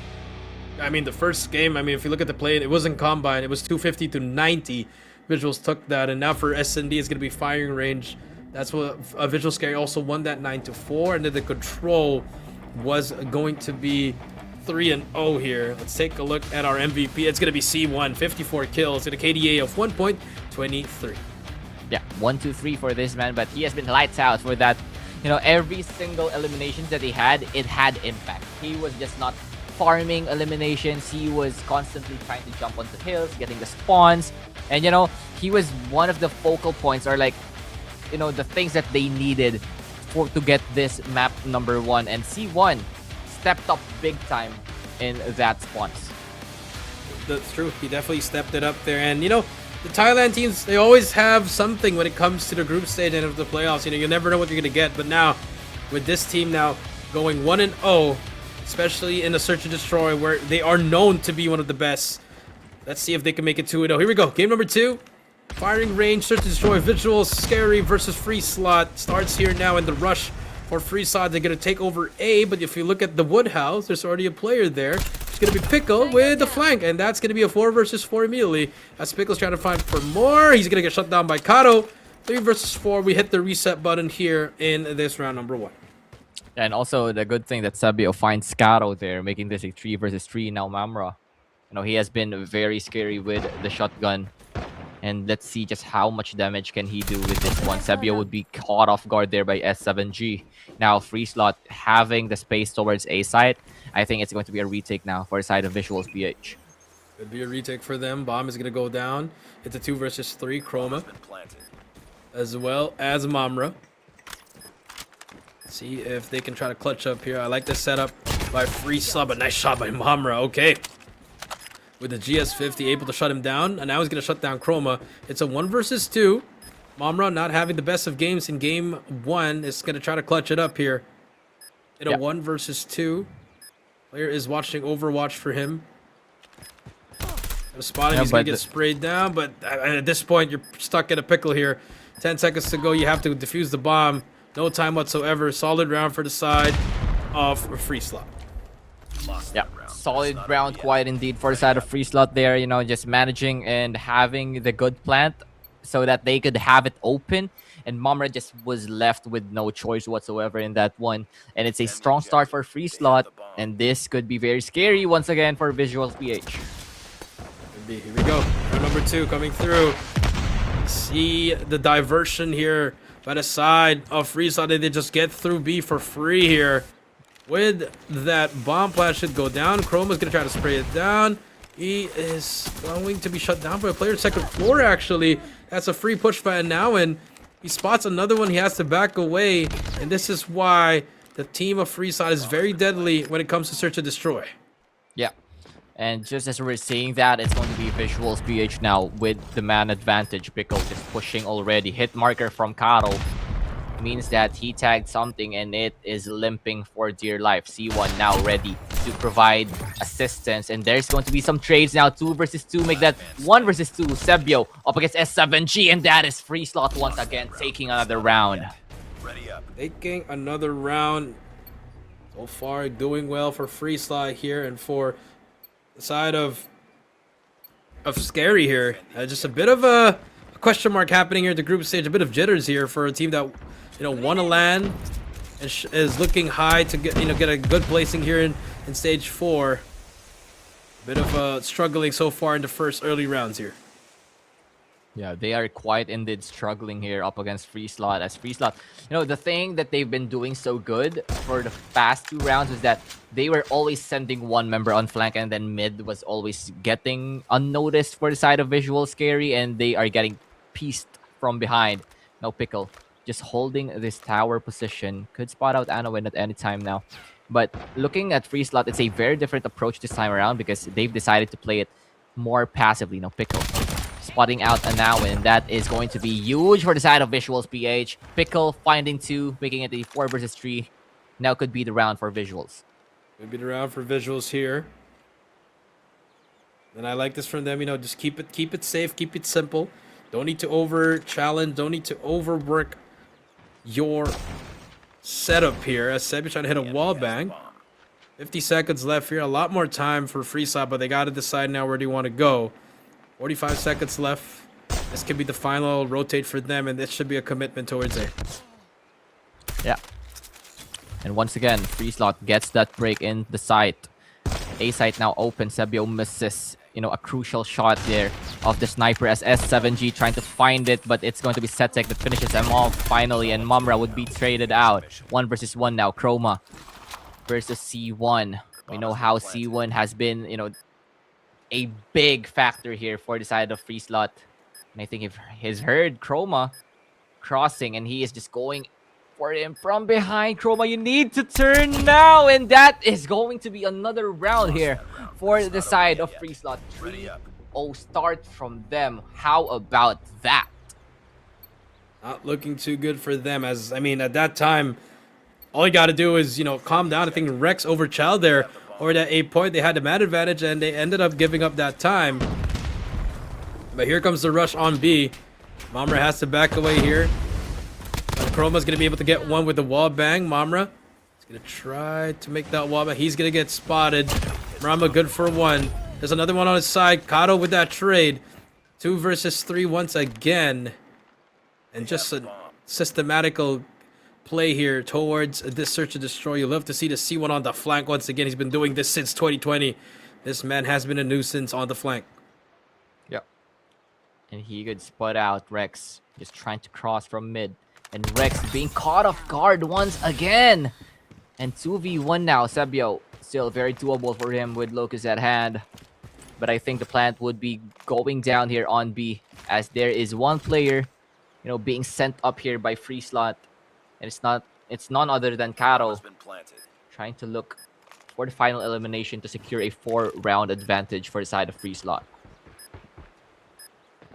Looking for the 4-0 advantage. Setek's going to be able to spot 1. There's the kill, and VIZUALZ PH not looking like themselves here in the second, you know, matchup up against FREESLOT. It's not doing too well for them. Yeah, If you're VIZUALZ, you gotta reset. You really gotta reset your mind here. I mean, at least 3 more rounds before you switch sides here, so a lot more time. I mean, 4 more rounds actually, so you can definitely try to equalize that 4-4 if they want to. Yeah, and also you have to consider that SKAERI is playing from the defense side, so they must convert rounds and they need to convert quick. I mean, that's a good start as Rex finally finds one, making it a man advantage for the side of VIZUALZ SKAERI. But FREESLOT, we know just how much damage they can do when it comes to the slots, or in these rounds rather, as there's going to be a push out for Pickle, just creeping silently in towards the lines here of FREESLOT. Could get spotted out here, but Karo finding Rex. Now that is huge for the side of FREESLOT. Yeah, just equalize things here. I mean, at this point, if you're VIZUALZ PH, when you get one, you just gotta calm down, let them come to you. Fortunately, they're making their own mistakes by over-challing, trying to over-wallbang something. Just gonna get the worst timing there. Sebi, though, trying to find more. Pickle just has to play this perfect timing on that wood side. 50 seconds left. You know, you see the clock just being used to its advantage, and S7G, he might just get spotted by Sebio, but no! The grass able to help him. And now Pickle, he has to move now. Try to equalize, try to find something, but no, Pickle does get one, but gets traded by S7G, and just like that, 3 versus 2, but it did not fall for the bait. Oh no, they might just fall for it. Momra, he's gonna spot one, he's gonna get traded out. It's all up to Chroma, and a 1 versus 3 does have the PKM in hand. Bomb is gonna go down. Chroma just has to play this perfectly. He might just be able to get it. He's gonna spot one. That's the first one. The spray down's gonna happen. S7G's just waiting for it. And this is just perfect for them. They already know where he is. They just have to play time. Beautiful S&D work for them. Chroma, nowhere to be seen. See you in the next round of 5-0. Wow. I am speechless with this map.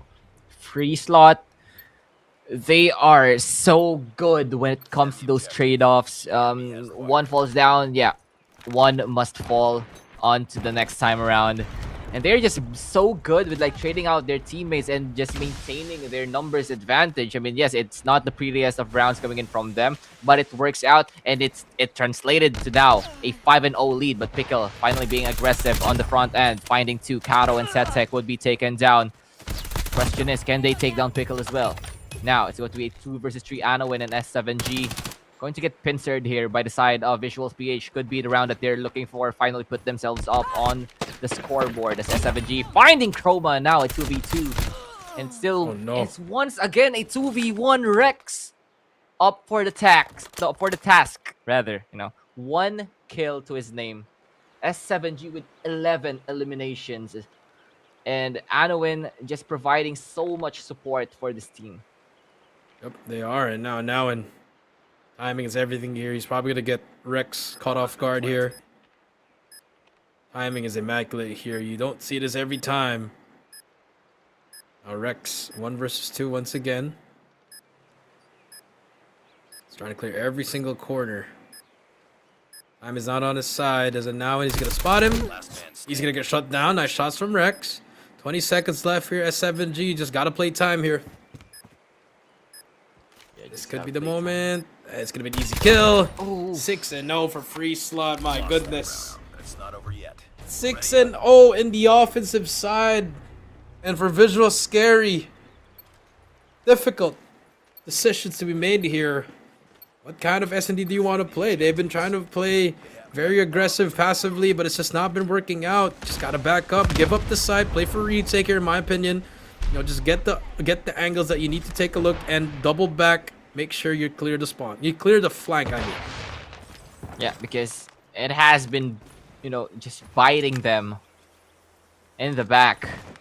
FREESLOT now trying to extend the lead to 7. And I think if it has gone that far, could be very hard here for the side of SKAERI.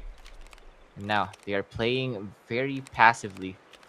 B hit now going to be looked towards and looked upon here by the side of FREESLOT. He's not going to get spotted. Chroma could be big, but he gets traded out. And now Setek together with the side of FREESLOT just trying to break into the B site. But reinforcements now for the side of SKAERI finally in this one. 2 versus 4 could be the round that they finally take. And there you go.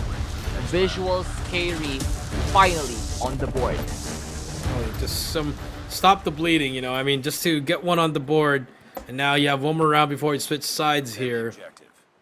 It goes 6-2, or FREESLOT can get 7-1. Here comes the smoke. You see the mid push. Pickle good for 1. Can you get the trade? S7G get one now and gets one as well. Gonna back away. He got called out. S7G gets Rex. It's a 4 versus 2 once again, and now he's on top. They know he's there. And there's only one player in that P2 side. S7G, he's gonna be wall banged. Nice shot by him. Now has to back away. Wait for the proper mo. He gets spotted. Information is given, and just like that, being on that corner, and now he gets that kill. Now again up to Chroma in a 1 versus 3 once again. Yeah, 1 versus 3, a very tough task for Chroma. He needs this one. They need this one. Finally finds the first one. C1 still waiting on that trailer side of things. 16 seconds left to work with. C1 lands the first shot onto Chroma and finally finishes him off. And that would be now 7-1 for the side of FREESLOT. Only 2 more rounds to go for them to finally secure their 2-0 lead here in this series. Yep. Oh, no, it could be 7-1, but SKAERI. They finally have the bomb in their hands. They can set that pace. Doing the exact same thing. Slowing it down. Not trying to make a lot of mistakes. Letting their snipers do the work. But you're going to see the discipline here for the side of FREESLOT. Let's see who bites first for that bit. Yeah. And this is the point where VIZUALZ, SKAERI, you know, they just don't have room for errors at this point. You got FREESLOT just 2 rounds away from sealing the deal here, and them being up 2-0 in this series. Not a very ideal situation for the side of SKAERI. But if you're going to look at the rotations, there's 2 players already committed here on B for the side of Visual Scary. But they have C1 to worry about. I mean, Pickle finally gets information, so that's good for the side of Visual Scary. Question is, will they push in? Because if you're going to look at the trailer, 2 members for FREESLOT just waiting. They're just waiting here. It's just a trade spot here, and 7G, 14 kills. He's waiting for the right moment to pounce. Yep. This is gonna be huge for him. 45 seconds left. Visual Scary. Gotta make a commitment now towards a bomb site. 35 left. It should be 8. Here comes the smoke. Here comes the 7G gets caught by Pickle. That's a huge kill. He shut down that flank through. SetTech's gonna be able to get nothing there. And now gets 2 though. That's huge kills by him. C1 gets Pickle. It's all up to Mamra in a 1 versus 3. And discipline for the side of FREESLOT. Mamra's gonna get spotted by C1, and that's match point by FREESLOT. And it's all falling apart now for the side of Visual Scary. That round, they found the lurker already, but the trailer was their demise. And now, looking at match point for the side of FREESLOT, will they be able to finally close it out this time around? The rush coming in from Visual Scary onto the A site would be successful. Retake for FREESLOT is now up. Will they finish it off, or will Visual Scary still find a way to fight back? Yep. Here comes the nades. Here comes the smokes. The retake could be quick any moment now. Mamra's gonna be the first line of defense here. Here comes the push. S7G. He is gonna get caught.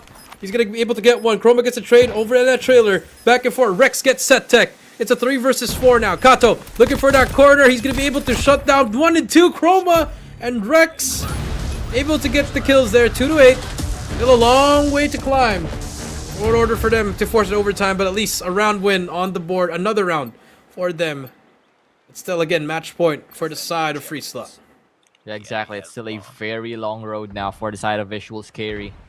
Because FREESLOT, you know, all it takes is one mistake from Visual Scary for them to mess it all up. S7G being so aggressive on that back end, finding 2 people, and now it's going to be a lot of pain for the side of Visual Scary. Them trying to fight back. Pickle still on the wood side of things, and now it's all up to Chroma. Will he be the lifeline that Visual Scary needs? I think information on him has been gathered already, and that would be it. FREESLOT taking down Visual Scary in S&D 9-2. I repeat, 9-2. 9-2 we go, and now 2-0 in the series, and 1 more for the 3-0. Moving towards the control, a bit more of a balanced match after what we saw in Hardpoint. Definitely going to be a different kind of Visual Scaries here. They really need to step it up here, but congratulations to FREESLOT. Up 2-0 in this best of 5. 1 more to close it out and call it a day. Yep. And we're heading to a control for map number 3. I think that could be a restart now for both of these teams. Once again, we're heading back to the spawns. But FREESLOT, with this confidence that they currently have as of the moment, they are hard to stop. And, you know, the things that they did here in this S&D, they just played it so good. You know, every trade, there was one man always waiting for the other. You know, the flanks coming in from S7G were very deadly, and, you know, that got them over the hill. Now 2-0 up in this series. I'm just speechless. It is speechless, you know, coming from FREESLOT, you know. There was a lot of doubt. Even me, I was a doubter, but now starting to make me believe, you know, improvements. Take a look at the highlights here for those who dismissed it. Yeah. You know, and this matchup, if you're going to look at it, it seems close, but it's going to be those tiny details that I agree. FREESLOT has just been doing right. You know, every single flank, all those 1v1s, all those 50-50s, they were just winning it left and right. Yeah, you know, C1 just catching everybody off guard at that point, and then SetTech as well. Everybody from FREESLOT did their job, and they did it perfectly well. They did. Really great S&D prowess there. The trades were on point. All these players were able to use their discipline to their advantage. Just a great S&D squad. Always getting the perfect timing as well, which is unheard of in a game like Call of Duty Mobile. I mean, for the side of SKAERI, they were getting a lot of good rounds. They just could not close it out, could not execute the closeouts here. Now they're down 0-2 in this series. Yeah, you know, and the lead was just too big for them to come back from that one. I mean, they ended the half 7-1. And I think that in itself is a big problem for them. And I think at this point, I mean, yes, it's a 2-0 already for FREESLOT, but nothing much that they can do about it if you're Visual SKAERI. So taking down control and possibly looking towards that another hardpoint map could be the change that they are looking for. That's true. I definitely agree with that one. Final moments here of the S&D before we take a look at the scoreboard and the MVP and move on to the control. Yeah. No, just a lot of expectations on the shoulders here for the side of Visual SKAERI. And, you know, it's just a lot of surprises after surprises. Well, this man made a lot of those surprises indeed with those flanks. And it's none other than S7G as your map MVP for map number 2 with 17 eliminations and a 2.43 KDA. He was just so good at catching everybody off guard, winning those head-to-head gunfights, and just closing out rounds is what this man does. And he would be our MVP and very deserving at that. Yeah, he was. He was just getting a lot of free kills, not even a trade from the enemy. Get free kills, get away with his life. It was such a nuisance on the map. Not even also a Nowin was doing well. C1 was also watching the flank. Everybody was doing their roles here. Take a look at the scoreboard. S7G with 17 leading the team of FREESLOT to the victory. And now they are one map away from taking home the series and, you know, moving up to the standings as well in this day number 2. Yeah, and if they manage to take this one 3-0, I think FREESLOT,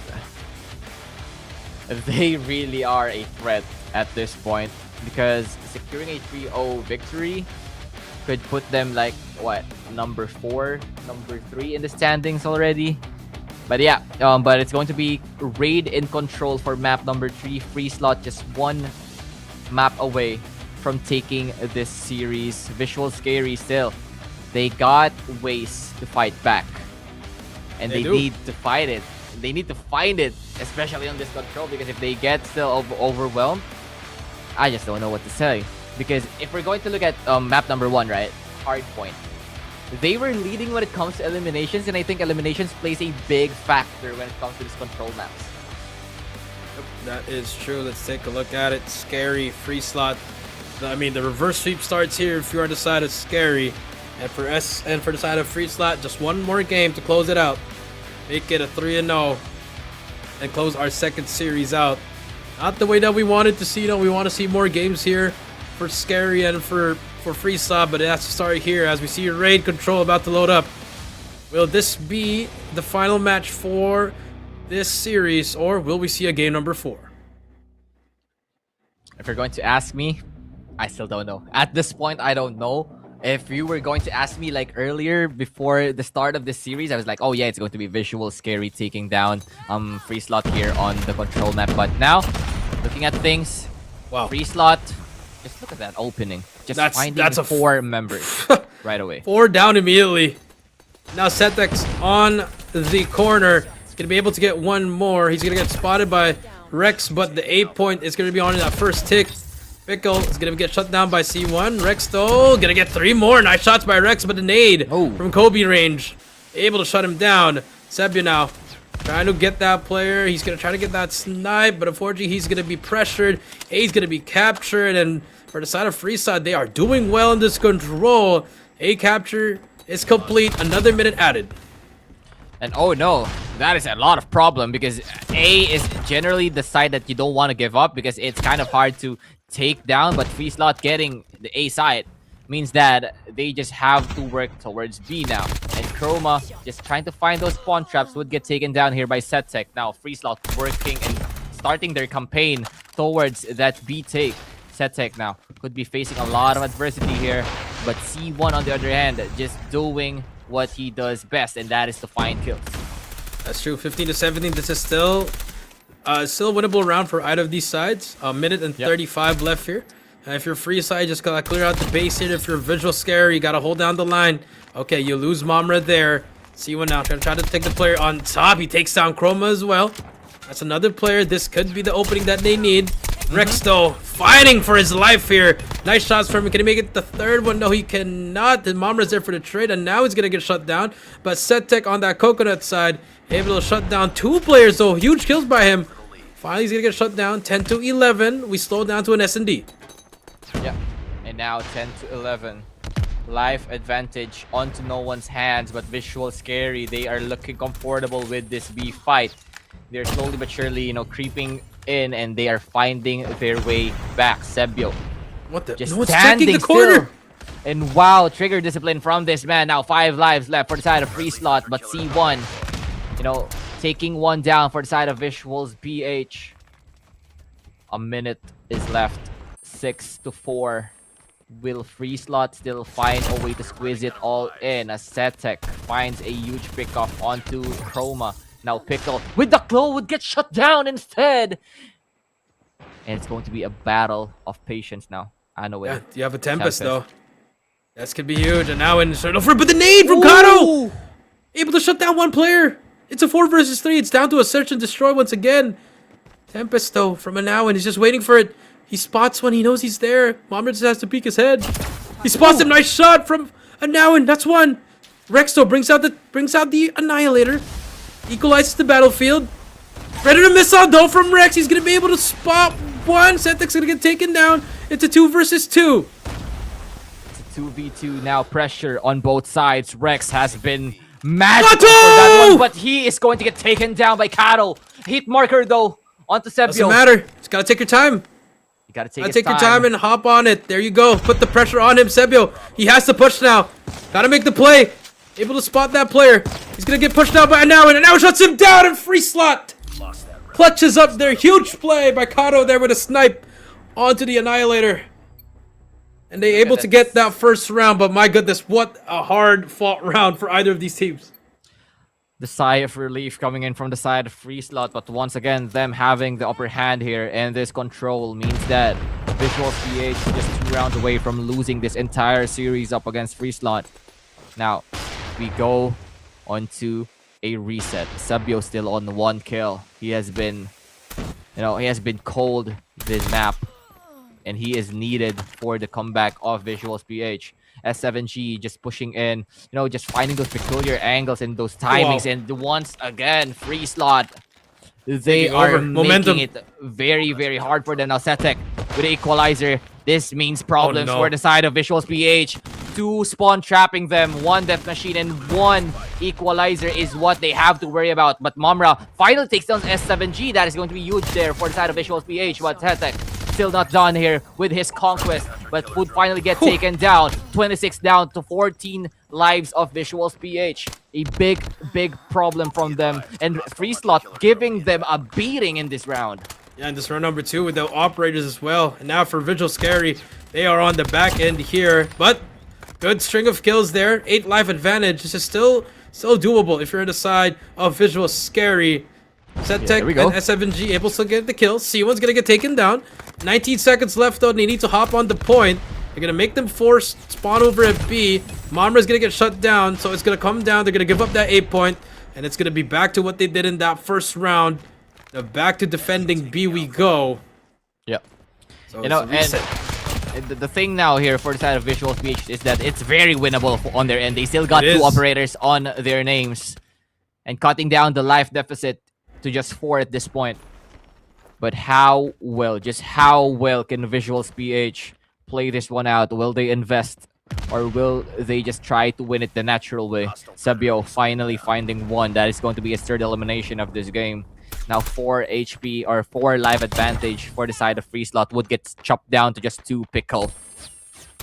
Been very crucial. Setek kind of in a pickle there, and Sebio would be the one to take him down, and just like that, 2 life advantage only for the side of FREESLOT. 5 to 7. Pressure now for both teams, and that is going to be Pickle getting caught off guard, but Sebio now having the death machine could be a big difference maker here, as Kato finally down, but it's going to be a 2 versus 5. Chroma with the equalizer finally finds Kato, cutting down the numbers of FSL to just 4 members.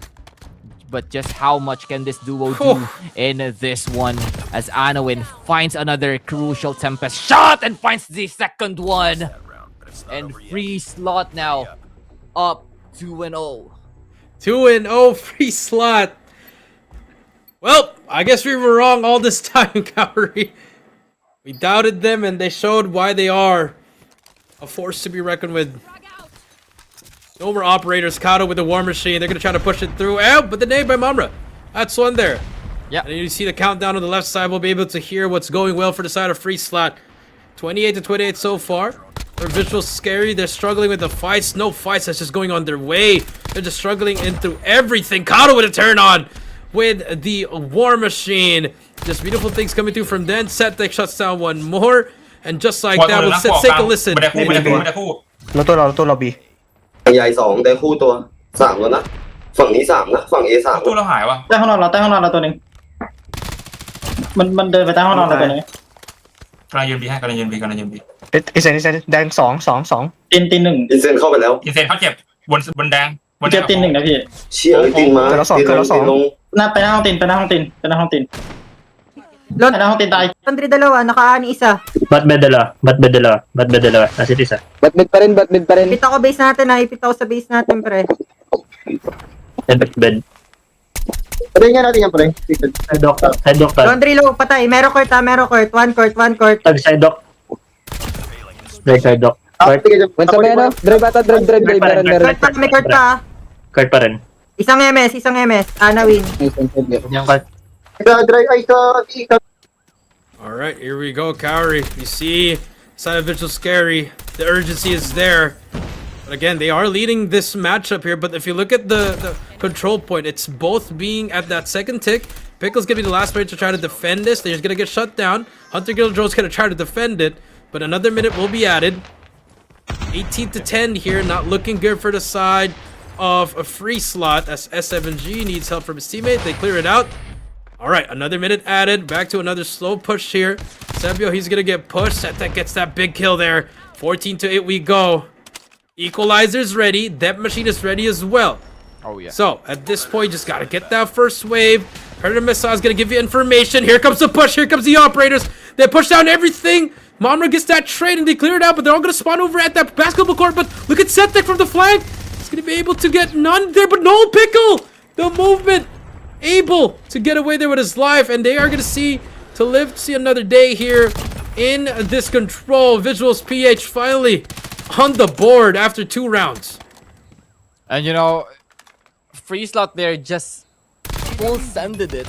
Using their operator skills means that on to the next round, VIZUALZ PH could be looking at an advantage. Rex and Mumra still having their own operator skills. But 7-2, just how doable it is for the side of FREESLOT. Now you got Kato just going to get hunted down, and the lonesome of S7G.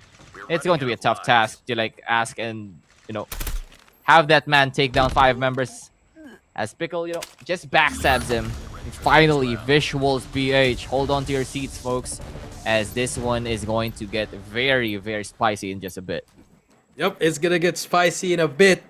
But let's see if they can close it out here in this next round. But for the side of SKAERI, they have their operators.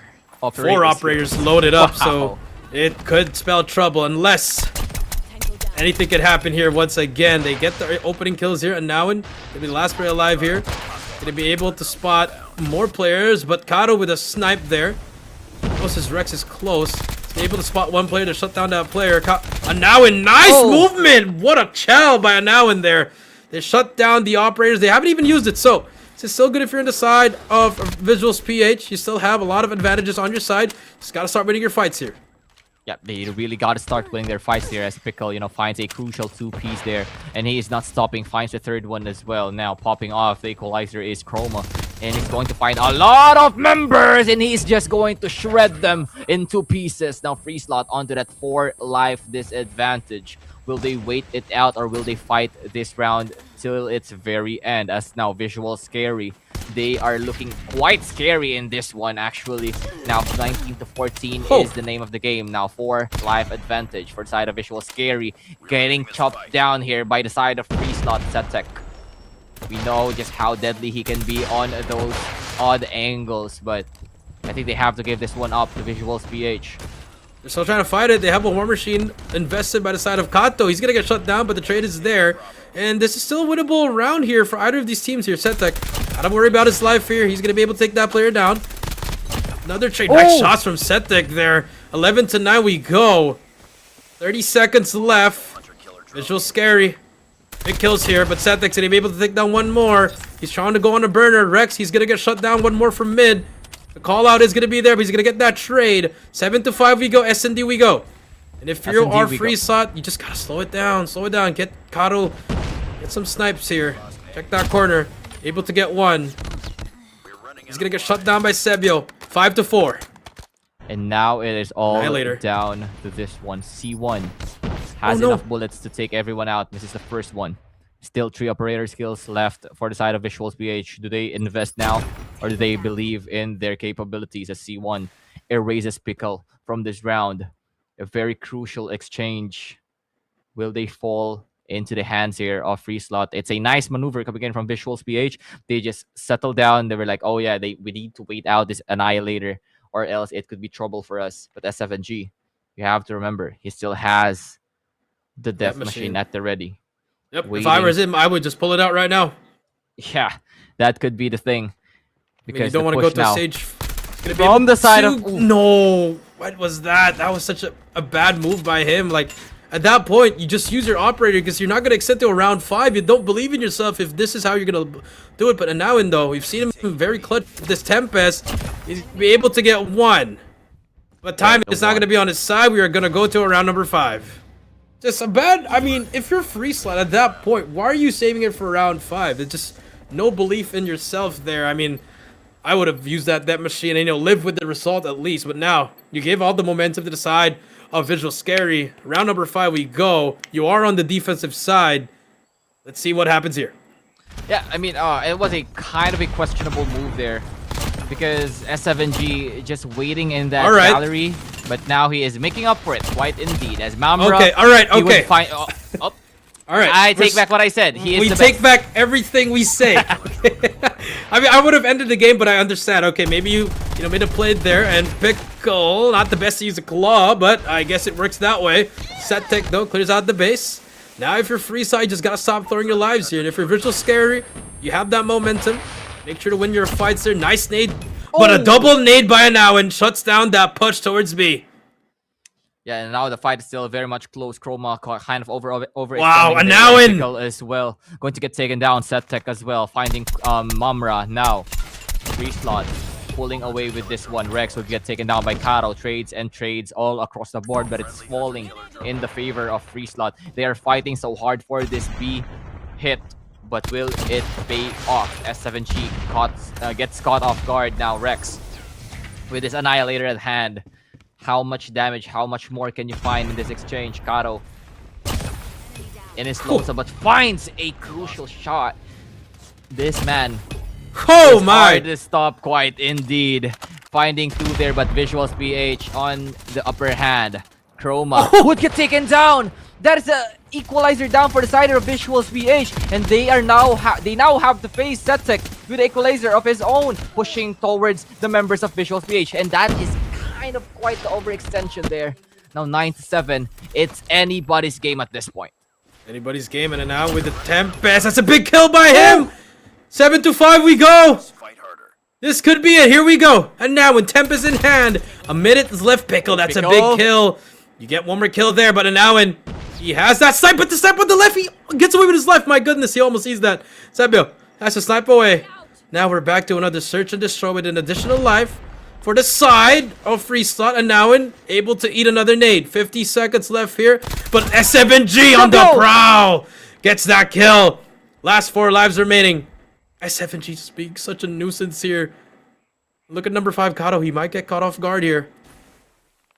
Kato still has an operator skill in his hand. That's true. Can definitely use it, but they know they're coming from the back as well. T1, you don't have to look at your back. Your teammates watching that, but look at number 1, Pickle. He is in a great spot. S7G gets Mamra. Pickle, he's going to be in a 1v1 fight. Chroma gets 1. It's going to be a 2 versus 3 now. It's So close. It's so close. You can taste it. 15 seconds left. They have to hop on the point. Here we go. Biggest fights of your life. Chroma, as well as Rex. What can they do? What Any moment can now. they do? They got to burst at any second. They got to go. Here comes FREESLOT. One chance to get the 3-0. Here comes the trophy. Fight could happen. And now it gets Rex. It's a 1 versus 3. Death Machine by S7G. And the 3-2. Reverse sweep denied on to the control. And FREESLOT shocks the group stage as a 3-0. VIZUALZ SKAERI. What a turn of events that was for the side of FREESLOT, denying the reverse sweep and securing the 3-0 up against VIZUALZ SKAERI. FREESLOT etches their name into this group stage, and they are a team that you should look out for, ladies and gentlemen, because that was a different FREESLOT that we just saw. I agree. The 3-0, and man, oh man, what a fight that was. I mean, at this point, our predictions are all wrong for the top 4. I mean, the top 3 are right. But now the 4th slot is going to get interesting more with FREESLOT into the mix here. VIZUALZ Indonesia, VIZUALZ PH. So, wow. That was a huge boost for FREESLOT there. A great win for them. Let's take a look at the highlights here, Kaori. Yeah, let's take a look at the highlights here. I mean, the first round, it was beautifully played here by the side of FREESLOT. I mean, they got the momentum from rounds 1 and 2, but you got also VIZUALZ SKAERI fighting back. I mean, it was a very close game, but what matters in the end is who is going to be the team that closes it out. The truth, close it out. Let's take a look at the highlights here if you just missed it. An intense 5-round battle.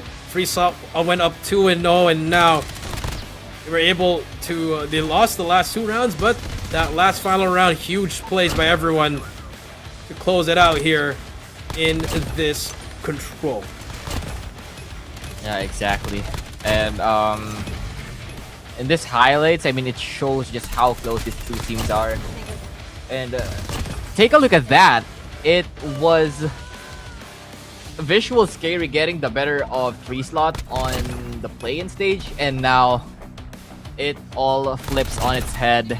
FREESLOT securing the 3-0 this time around.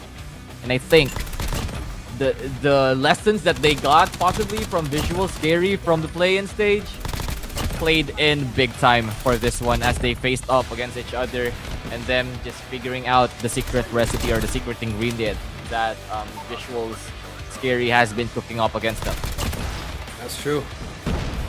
Huge plays. I mean, that 4th round would have been on the side of FREESLOT there, but C1's Annihilator was only good for 1 there. And then the temp just, I mean, Settek, you know, he didn't want to use that Death Machine S7G, but he ended up getting 4 kills at the start of this 5th round. So that was a pretty funny moment there for us. Yep, worth it. That's all you can say from that one. But, you know, if I'm going to commend someone as well, it's going to be Karo. I mean, you have to notice how hard it is to play snipes on respawns and at control at that, where everybody is just rushing towards you and him just finding those crucial pickoffs. And yeah, you got Anawin as well, clutching out those first 2 rounds for the side here of FREESLOT and just closing it out. I mean, they got it all down. And here is your map MVP. It's going to be S7G once again, the flank man himself, finding a lot of eliminations in a KDA of 1. Yeah, just 1. KDA of 1. Hey, it only takes 1. That's what happened there. And S7G made that play. Beautiful operator usage. The whole team played up. I mean, they still need a lot of work on. I mean, it was too close for comfort. I think they could have closed it on 3-0 in the control, but I know they got the dub, and now they're going to be able to, you know, move up to the standings. For now, it's only day 2, and it's already feeling like it's like day 5 or 6 here with our series. I mean, look at it. Everything close except for that search and destroy, but beautiful plays coming through on the side of FREESLOT. And they end their day 2 with a 3-0. And that's definitely going to be needed, especially once, you know, the tiebreakers, it gets close and close. This would really haunt VIZUALZ SKAERI. Yeah, it's really going to haunt them quite indeed. I mean, yeah, we can say that it has been only 1 series. It's the first series for VIZUALZ SKAERI, but losing 3-0, Now that is something that you have to look out for. And also, you don't get another chance to fight against FREESLOT, so you have to make most of your next remaining games. And for FREESLOT, they need to maintain the momentum. They need to just go on with their way, because who knows, they might crack the top 4, top 3 possibly.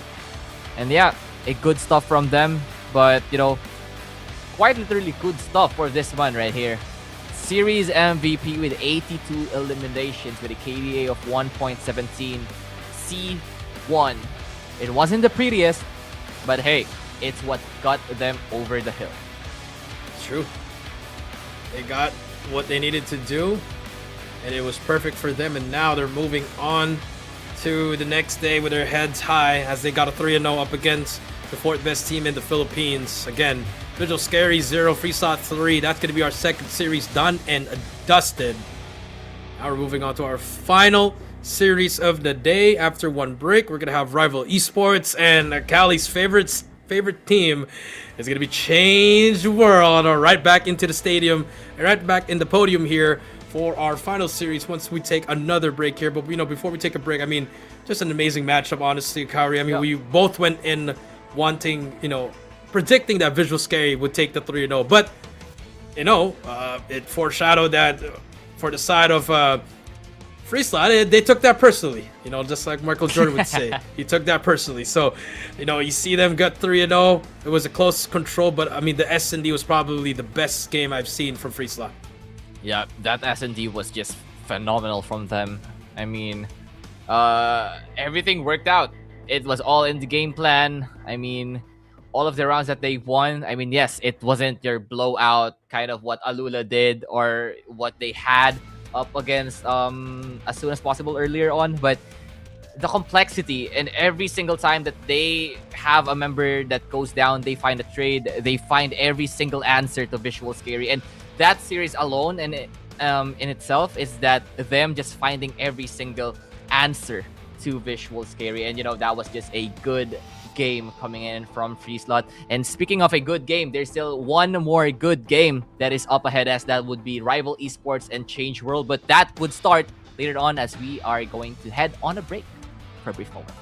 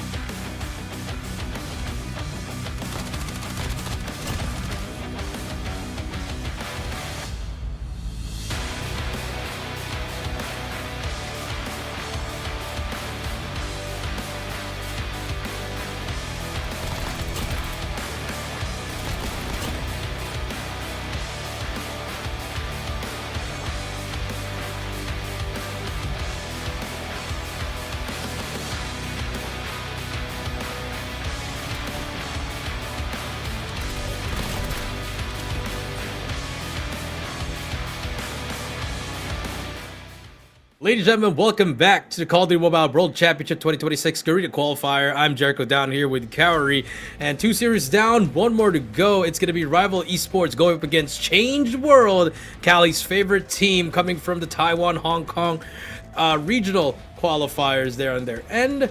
So now it's going to be the final series of the day here, and first series went as expected. Second series went to a different route, wherein we were both surprised that FREESLOT came out on top, 3-0 here in a very decisive search and destroy, but the control went down to the wire. VIZUALZ SKAERI has a lot to look at to, just to find a way to what they can do here. But no, that's done. Let's move on to the third series. This is Rival versus Change World.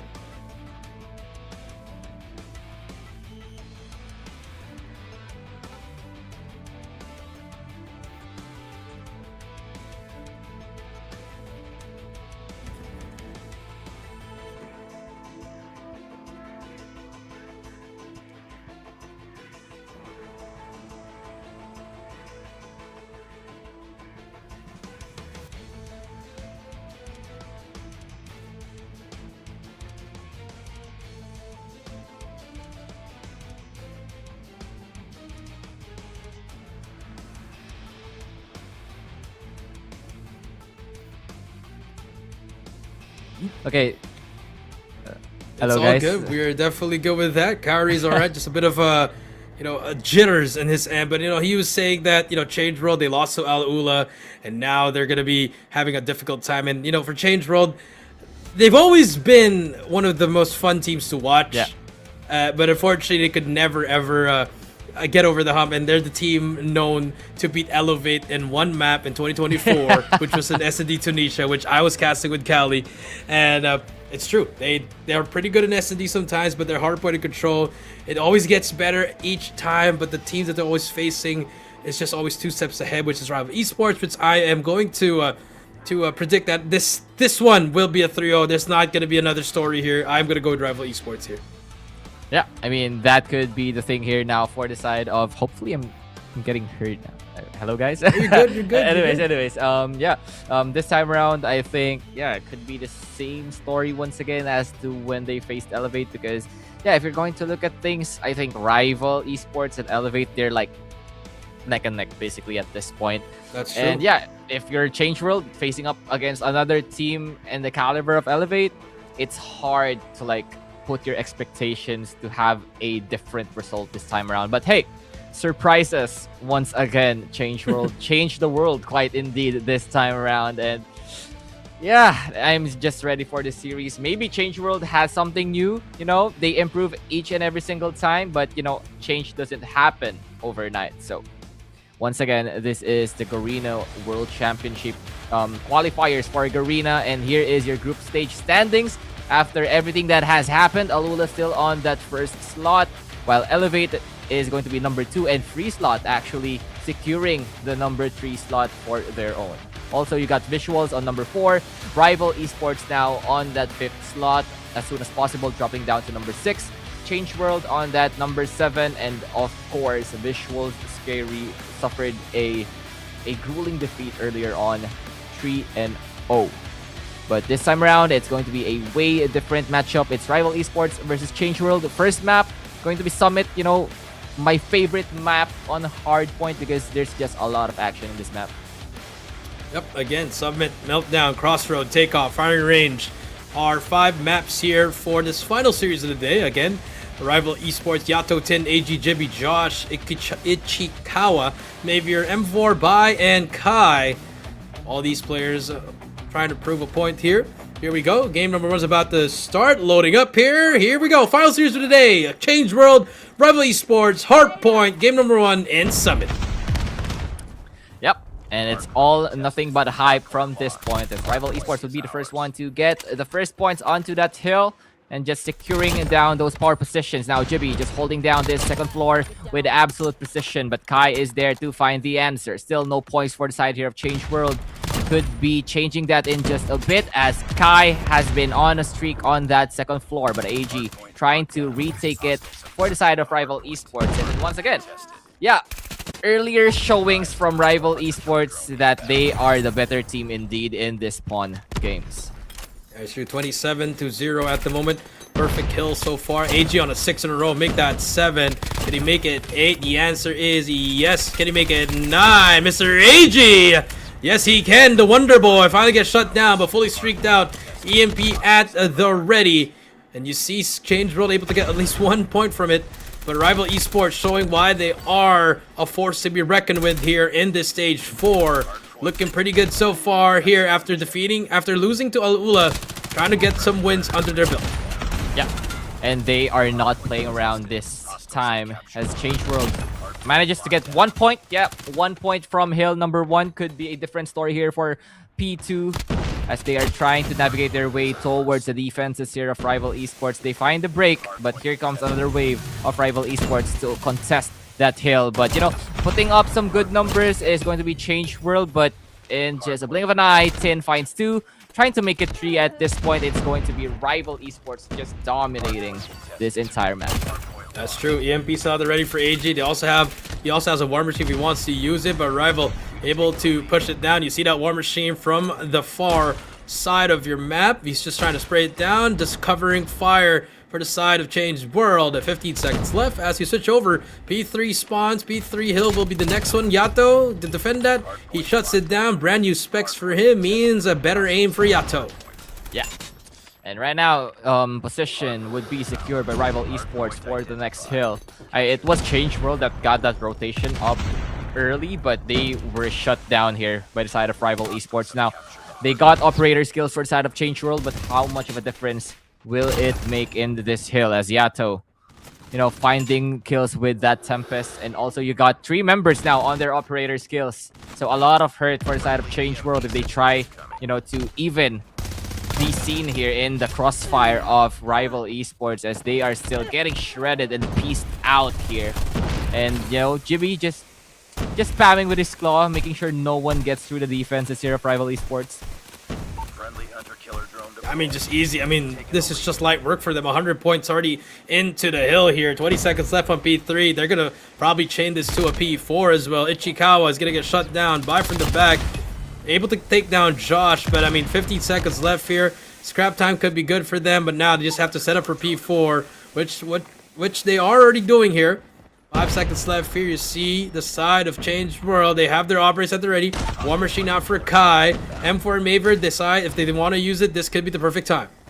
Yeah, this could be the perfect time, and this could be the perfect opportunity for them to just drive away Rival Esports. But how long can they hold on to the defense that they are currently doing as Rival Esports? Yes, they are getting taken down, but it's just only a matter of time before they break into the Hill once again. Rotations now being made for the side of Rival Esports. It's going to be a big push for them. Josh would get taken out. Change World doing something good here at this Hill, but they need to hold on. No more operator skills available for them. I mean, Ichikawa has one, and the Tempest now will be down, and just like that, Rival Esports manages to snatch away the Hill from their hands. Yep, snatch away the Hill, gets control. AG on another 8 in a row. EMP at the ready once again, building up his streaks, brings out the War Machine for the 2nd time already in the Hill. Beautiful operator usage by him, 140 and counting. 15 seconds left here. Rival Esports about to reach 150 point mark, just 100 more points before they take the win in this game number 1 and less than 4 hills. Yep, in less than 4 hills, that would be something else. Now, Change World stuck with like 40 points onto their name. Rival Esports already crossing that 150 point mark. Yaro just spotting and just trying to, you know, find some bullets in the darkness. And once again, same story for P1 as Rival Esports. They got their, you know, they got their positions right, and we've seen just how well Rival Esports is currently playing in this map. And speaking of playing well, we can hear them in just a bit as to how the communications are going on for them. But as of the moment, AG just finding kills. But right now, let us take a hear. Communicating. Be careful din eh. Patay, Mestra. Patay basement, bro. He's dead, bro. I think they're in connector. Green spawn. I got basement, bro. Oh, one in A-stairs, bro. He's dead now. I heard him. One in 2nd floor. Bro. Ito I think one in connector. One in connector. He's dead, vamos. 我反刷火。等会儿你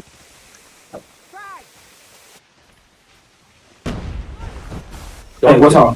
喷子，你们眼里下屁股，爆伤我的，一枪火。滴，上火了。上去两个，上了两个。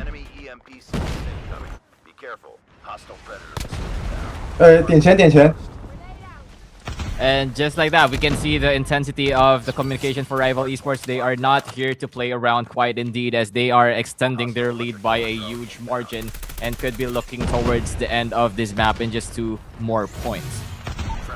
That's true. I mean, at this point, I want to hear Tin get Tin on an English interview here after the game, if that's possible.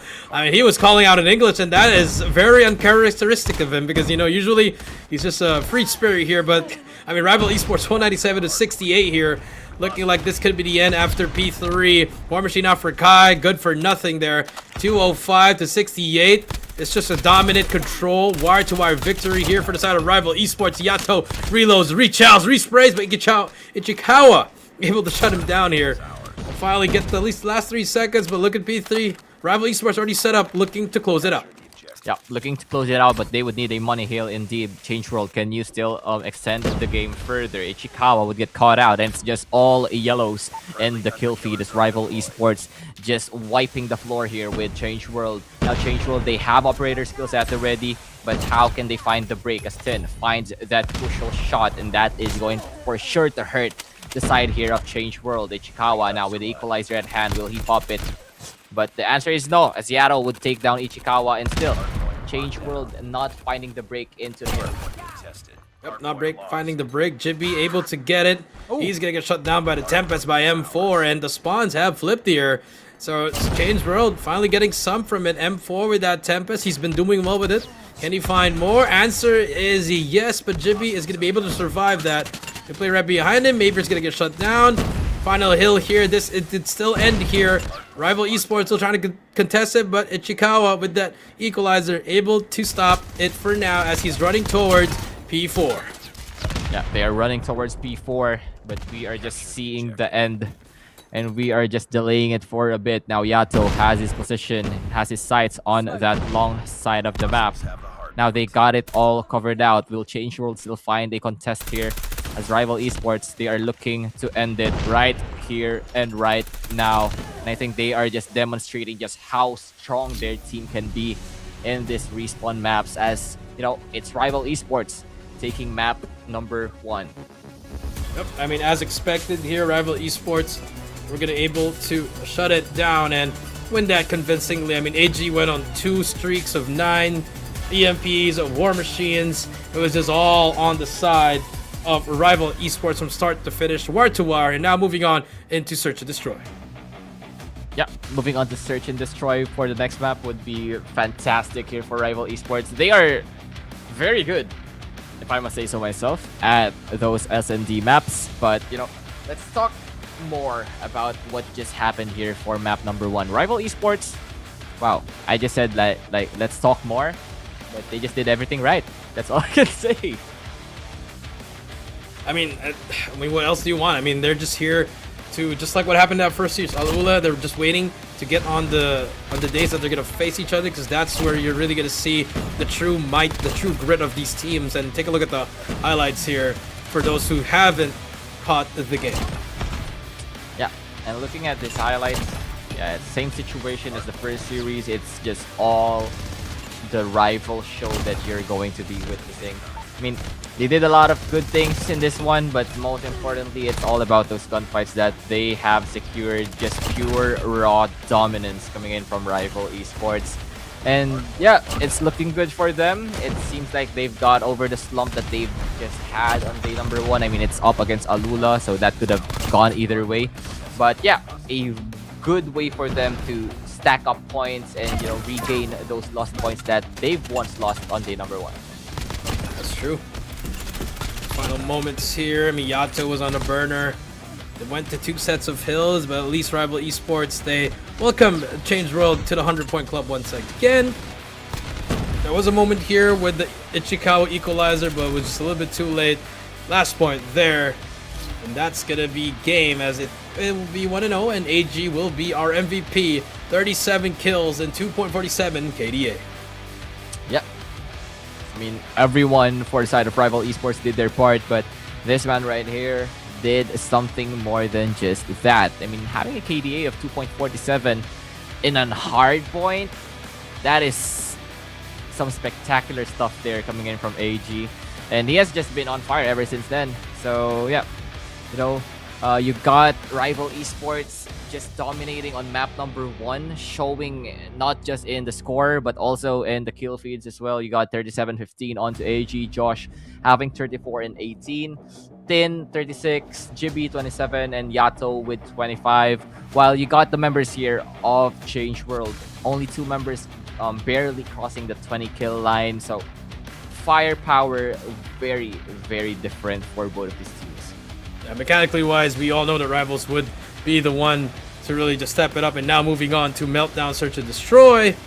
Now we're going to see a slower pace here where Change World could actually have just a bit of the advantage here. Just maybe, but I think when it comes to like duels, we obviously got to go to the side of Rival Esports immediately here.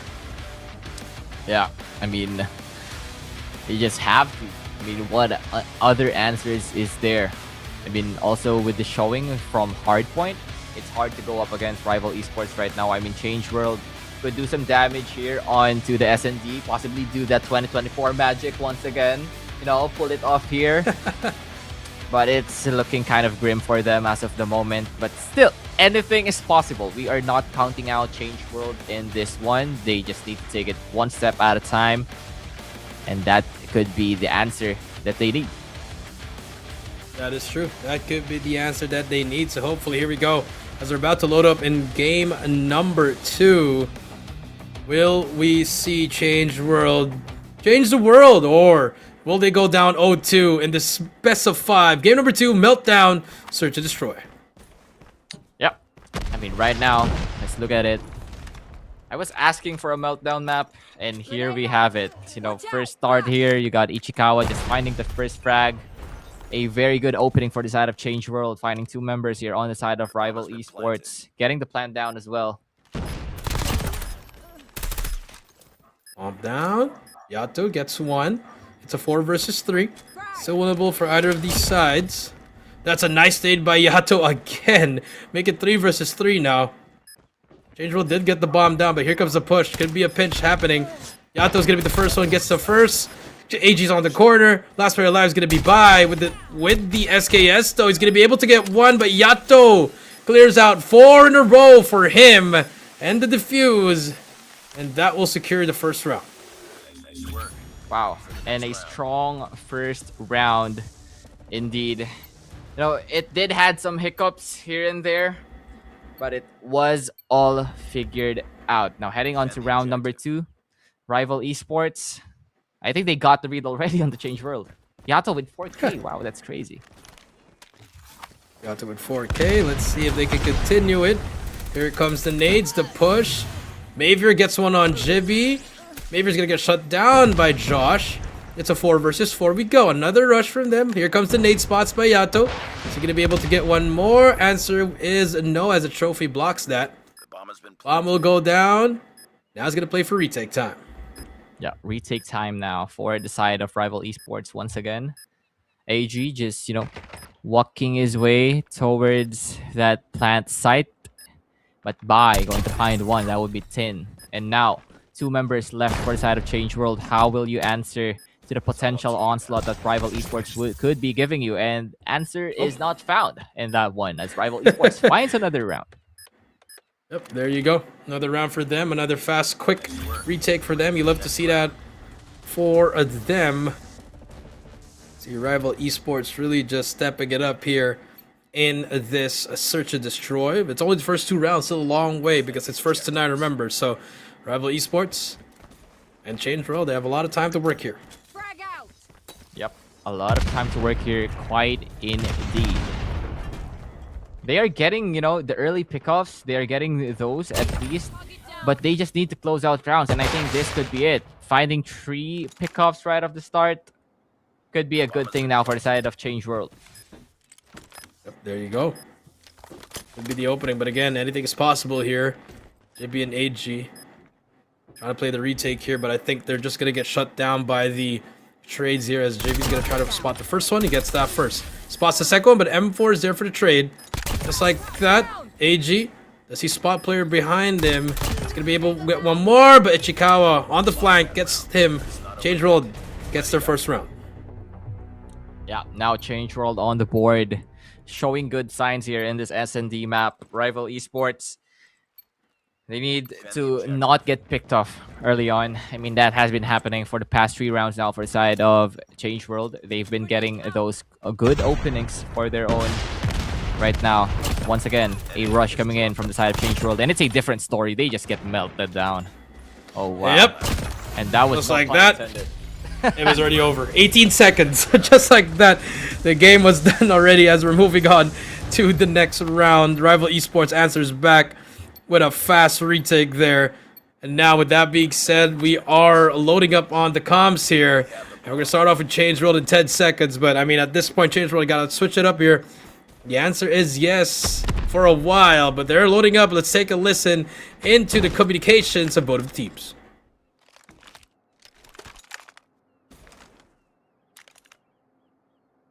他从前面好像脚步，但我怕他是狙。哎，点在 B， 我们听到。我被闪了。点应该是中国应该有位置。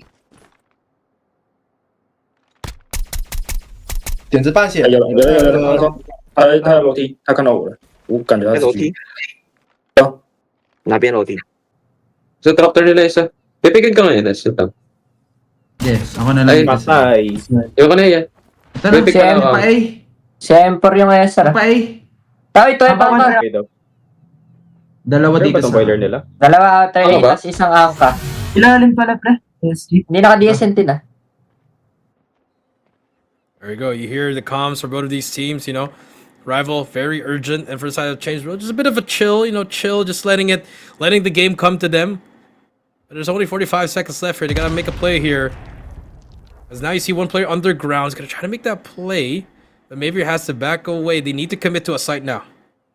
Yeah, they do need to commit to a site now. I mean, still, number advantage is good for them. Oh, there you go. Now it's going to be 1 versus 3 actually. Now Yato has to play this one to perfection. Having the Lucas at hand, it only takes 3 bullets, but it's 3 members from Change World that is rushing towards him, and that is the second round found.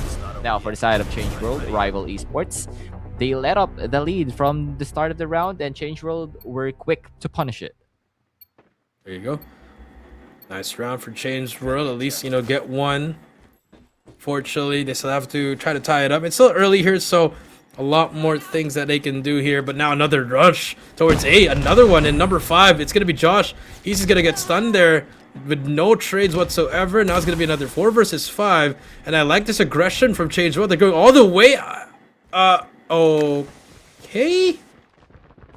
Never seen this kind of play in my time playing Call of Duty, but Ichikawa good for 2. Yato good for 3. Bomb is down. It's in spawn. You had a chance to plant in A, but you brought it all the way to the other side.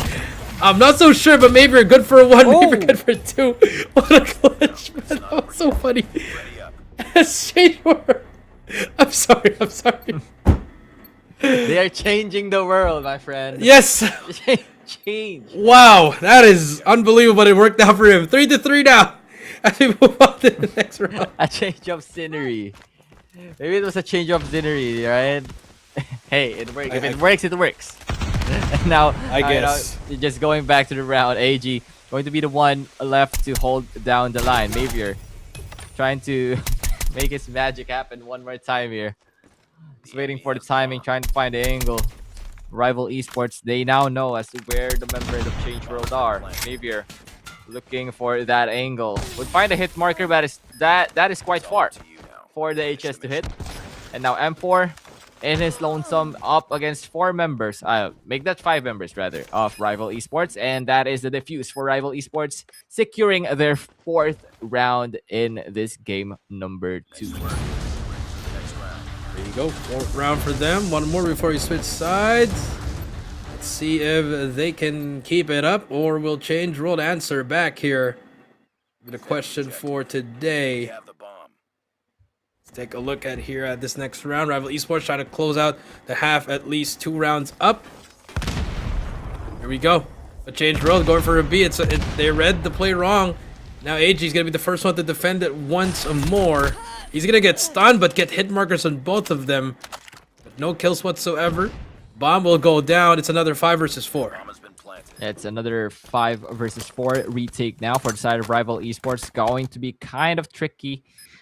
I mean, considering B side, you have to consider a lot of angles, but Josh and Tin opens things up. And quite literally at that, but M4 finds the answer of his own. Now Ichikawa, in a very nice angle of his own, would get taken down here by Tin. Mavier on the back end of things, trying to find something, but won't find it just yet. M4 won't land the 50 GS shots, and that is going to be it for Rival Esports now, locking in their 5th round for this SND. You know, having the lead, heading to the switch sides, going to be very, very good for them. They must feel very good about that. And now let us see just how different will Rival Esports play the attacking side. See what happens here. Here we go. Switch of sides. You're right. Rival Esports, they're going to go for the rush on A. The nades are flying. The trophy is there. M4 gets Tin. That's the first one. Jibby gets Ichikawa. Maver gets Josh. Maver's going to get shut down by Jibby as well. Another player in the middle. Kai shuts down Yato. It's a 2 versus 3 with bomb down in the A side, but Jibby overextended here. I think number 3 is watching that. M4 could get the worst timing in the world. He's going to be able to spot one. Jibby runs away with his life, but M4 shuts him down. It's all up to AG now in a 1 versus 3. Now 1 versus 3 finds the first headshot, so that is M4 down. Now 2 more to go, but timing from Bai would find it as Change World once again closes the gap between them and Rivals. Good plays coming through from them. Let's see if they can keep it up here. Waiting to see what would be the next move of these teams. I like on seeing from Change World. They're fighting back, and that's indeed, this is their game mode. Now here comes the push, though. Maver and the crew, Jibby. Gonna get one for free. Maver gets shut down, and just like that, they all get shut down 1 by 1. They fall. 5 versus 2. Bomb is down. Retake for Change World, but this should be around for Rivals. Yep. Should be around for Rivals quite indeed. Now the bomb has been planted. M4 and Bai up against 5 members of Rival Esports. AG just at the ready, but Bai gets the better of AG in that exchange. Now has to work with more, but Josh makes sure to shut down the hopes of Change World in that round. When M4, tried his best there, finds the hit marker, but that would be the end of that round. Now Rival Esports within touching point of this victory. Almost there, getting closer and closer for the victory. Rival Esports is looking so good so far here in this matchup up against Change World, as it should. Now the B push is going to happen. You see Change World, though, they're going to send 2 players in middle here. But if you look at it, Rivals, just a clear side for B. And bomb should go down any moment now. Yeah, it's a free entrance to B now for the side of Rival Esports. I mean, Change World had a good idea of them just, sending a lot of members onto that A site because it has been quite the problem for them to hold. But now, let us see how they work towards this plant that Rival Esports just did. 30 seconds left to work. Clock ticking. Change World, they need to make a move and they need to make it fast. Make it fast. Here we go. They should happen any moment now. 20 seconds left. Jibby just needs to get at least 1 there to defend the bomb.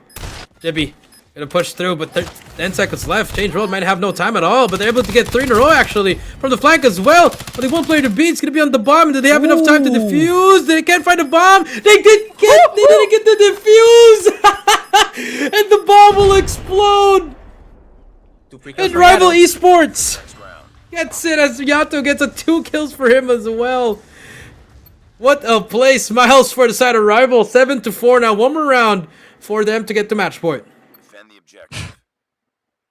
That's a sad. Yeah. 2 kills for Yato. 2 additional kills for him. But yeah, a big slip up coming in from Change World in that round. And now they are looking towards another play here, find a way back into this one as, Ichikawa, Mavier finding good trades. So they just took it back. The round that they lost, yep, we'll take it back as Change World still fighting back. Still here, and that's what you want to see from the team like Changed World. You know, S&D is going to be their safe haven. You see them really trying their best to do what they can. You love to see it here for them as they continue to try to make the comeback here in this game mode.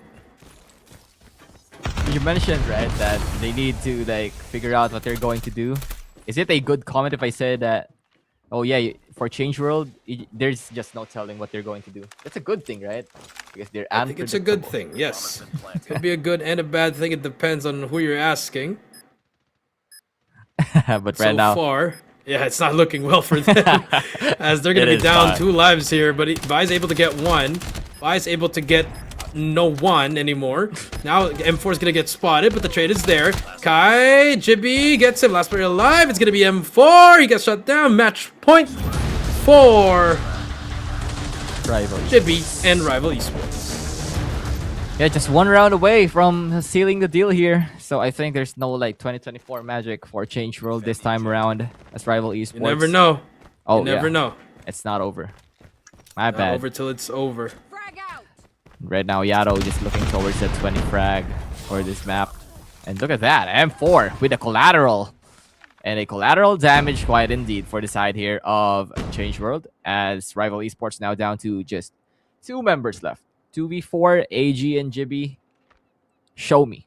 Just show me what more you can offer. Or will this be a round as to where Change World could possibly be changing for the better of this map? Jibby finds 1, that would be M4 now down. Ichikawa would be the next challenger here to face up Jibby, and he would be successful to take down Jibby. Now AG with 50 GS, you know, the 2-tap potential of this gun can be quite scary, but still a minute left to work with on the clock now.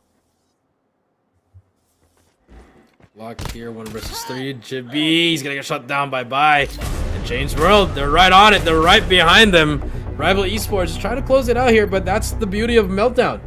A lot of angles, a lot of opportunities to be able to work together as a team and be able to get the rounds that they need to. Rival Esports now on the back end here, still leading here. But Change World, I like how they're doing. They're doing much, much better than the recent years here. Here comes the push once again. Josh gonna be the first one. He gets 1, he gets 2, he gets 3. My goodness, nice shots from Josh. Jibby gets Kai. It's all up to Bye. And as soon as I was complimenting Change World, they do something like that. And unfortunately, this will be game. Yeah, this should be game as Jibby, takes down Bye, and that is bye-bye now for the side of Change World for map number 2 as Rival Esports secures a confident 2-0 lead over their opposition. Yeah, I mean, it was a close game for the side there of Change World, but still Rival Esports securing and locking down that game means that they are now on match point, and you know what's worse? It's going to be a spawns matchup for the next one. It is going to be control now, and I think Rival Esports has it in the bag because of what they are just showing recently. And yeah, once again, once again, you know, map winners for game number 2. It's going to be Rival Esports. It was kind of a challenge. But yeah, the highlight of the game for me was the round the world flank, bomb drop, shotgun play of Change World. That was amazing. But let's look at the map highlights here as to what happened in this game number 2 between these 2 teams.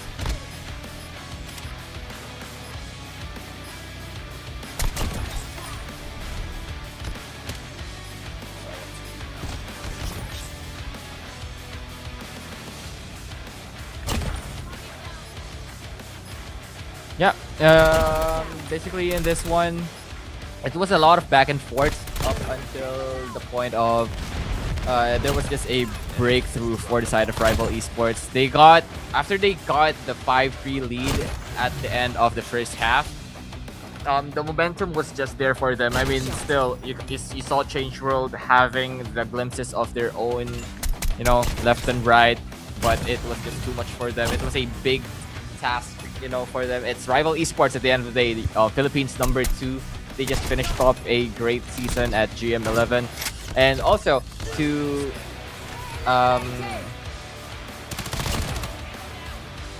just talk about it, this was also the map as to where Rival Esports eliminated Elevate on GM11, so you know map mastery is there for them, and yeah, that is just what happened here up against Change World. That's true. I mean, it's closer than we expected here onto the meltdown here, but I mean, like you said, that this is a map that's known to be the one that eliminated Elevate, but you can't hang on just to one map because it could happen, it couldn't happen again. But take a look at our MVP. It's going to be Yato at 19 kills and 2.11 KDA. Man is he's an Eastern champion.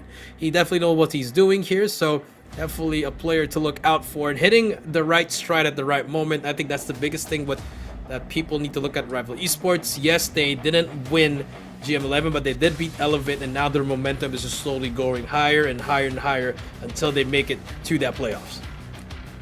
Yeah, I mean, Yato was just amazing in that S&D map, 19 and 9. I mean, well, the rest of Rival Esports, you know, they did their part, you know, they did their job there, got over the line, but it was Yato that was the biggest difference, basically, in that one. I mean, Yato was pretty much a predecessor of PJ. PJ was, Yato was the original. He was the wonder kid. He was the one that was really the Terminator. That was Yato. And then, you know, obviously Luffy took that name, and then we anointed that to the man we call PJ now. But now let's take a look at the series here. Again, 2-0, 90-62-50, 9-5. Crossroad control is next here on this one, Kaori, and we know how deadly it could get into Crossroad as especially on the offensive side, either side actually. Yeah. Once you lose that first set of kills and you see those dots set up for a spawn trap, it's pretty much over. I mean, yes, we've talked about this a lot of times, but if you're going up against a team like Rival Esports, you really need to get those trades. Don't give them that first 5 kill metric, or else you are going to be in it for a game. I mean, it's going to be a bad game for you. Exactly. I mean, for Rival Esports, it's just basically another day at the office for them.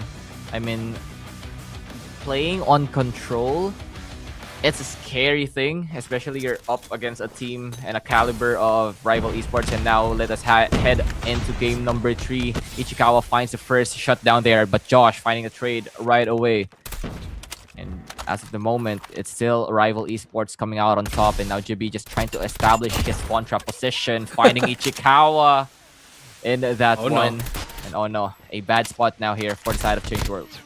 It's about to start there. Jibi, he's just all the way at the back there. He's going to get shut down, though. That's a good clear house for the side of Change World. And now for Rival Esports, you see them pushing through. They shut down the player by. It's going to be a reset now for both of these teams. Yato's going to get shut down. 22-20. Still a pretty good game here for Change World for both of these teams. Ichikawa's going to be the first to go in. He gets the trade, but Tin is dead. Mavier, though, comes out from the top. He's going to go for the melee here. You can reload if you want to, but decides not to, and you get punished for that kind of decision there. 20-13 now, Change World on the back end, but nice shots to the smoke by Mavier. Yeah, Mavier finding that spawn trapper for the side of Rival Esports could be a bit too late for him, but yeah, still finding more frags here. I think Change World still got a shot here at this round, but you know, taking that A side could be a big problem for them, as now 15-7 would be the life between these two teams, as Yato is just getting a lot of frags in this round.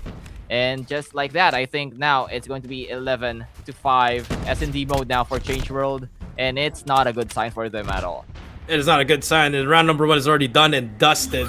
Not even a single tick on any of these points in Change World. They got to look for something here.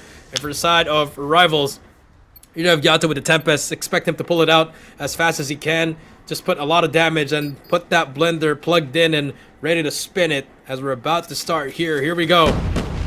The start of round number 2 by M4. Get the trades. Tin is there. Tin gets 2 though. He gets traded out by Bai.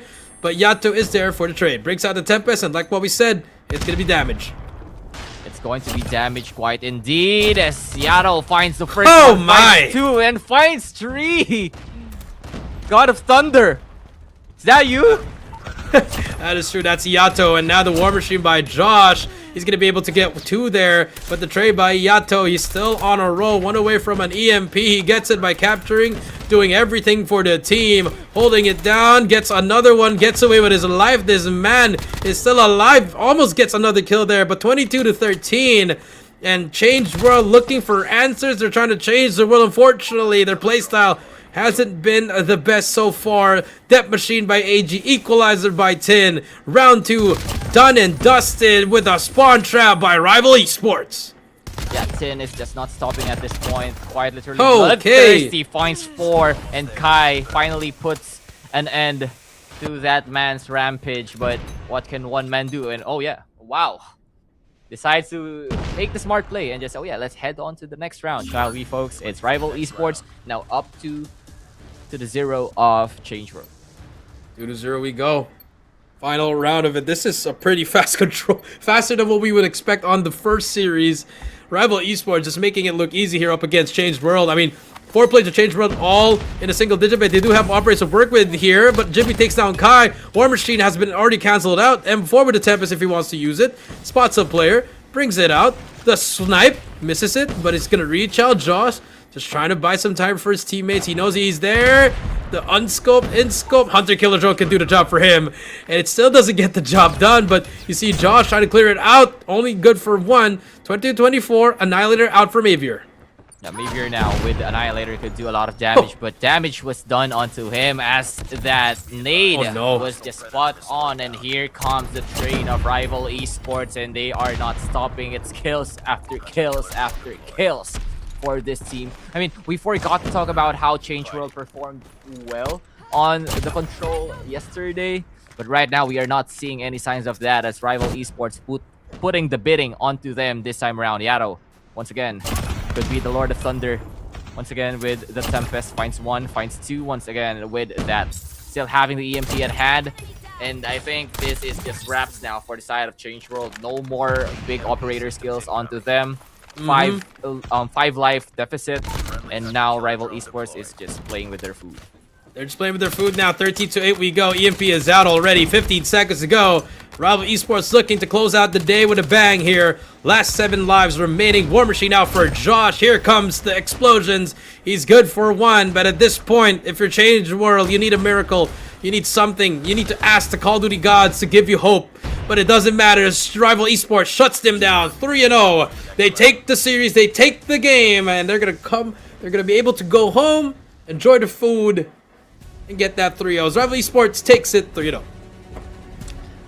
Yeah, basically just what Rival Esports do, you know, on your normal days as Rival Esports now securing their first match or series win rather here in the qualifiers, and they would be your match winner once again, or map winner for this map number 3 of Control. Control was quite literally theirs. There you go. Congratulations to Rival Esports as they close it out 3-0. And to this team as they are, you know, they finally got some wins under their belt. You know, they did get 1 game yesterday, but it should be solid for them to take it home. And let's take a look at the highlights here. The only thing I can say is Rival Esports controlled the map. They won their fights. They used their operators properly. They filled up the gaps that they needed to. They cleared out their base if they were getting spawn trapped. Change World, they tried to do that, but they just, every time a Tempest would be out here. I mean, like here, this is just unbelievable. I mean, yes, it's a Tempest, but at the same time, you can't be challenging the same person over and over again with the same spot if you know he has a Tempest there. Another miscommunication from there. Small details really do matter in the game of Call of Duty Mobile. Yeah, exactly. I mean, that was just basically a difference between like firepower. And yeah, it was just Rival Esports getting the better in that exchange, you know, finding those avenues, and this man right here punishing them left and right as he is going to be your map MVP. It's Yato with 20 eliminations with a KDA of 2-2-2. Yeah, 2-2-2. 2.22 for this man right here. An awesome game from him. Yeah, he is awesome. He is awesome. Congratulations to Yato and the crew for bringing this home for them. And that would be the end of our day. Let's take a look at the scoreboard here. 20-9, 21-8. I mean, AG 12-12. He didn't even have to do anything on the other side. I mean, you're not going to get kills. So you're not going to be able to win control at all. Yeah, basically it's just that. And if you're going to look at the scoreboards, it's totally clean here for the side of Rival Esports. They were just 1 step ahead, basically, up against Change World.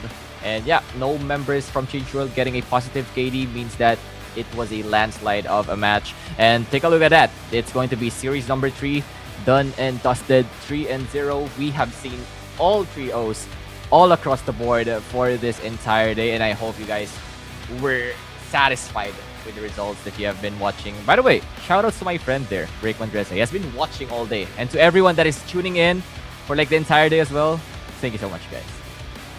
So much for that. And I mean, amazing day. Let's take a look at our series winner again. Rival Esports would be our series winner at 3-0, and now we're loading up on the series MVP. I'm going to take a guess. It's either going to be AG or Yato, but I think it should be leaning towards Yato here.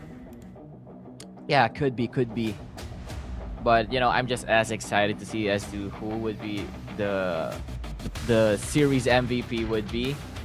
But let's talk more about the current state here for the side of Rival Esports. Yeah, I mean, they've gathered a lot of points in this one, and I think it's a good start for them despite having their 3-1 loss onto ALULA yesterday.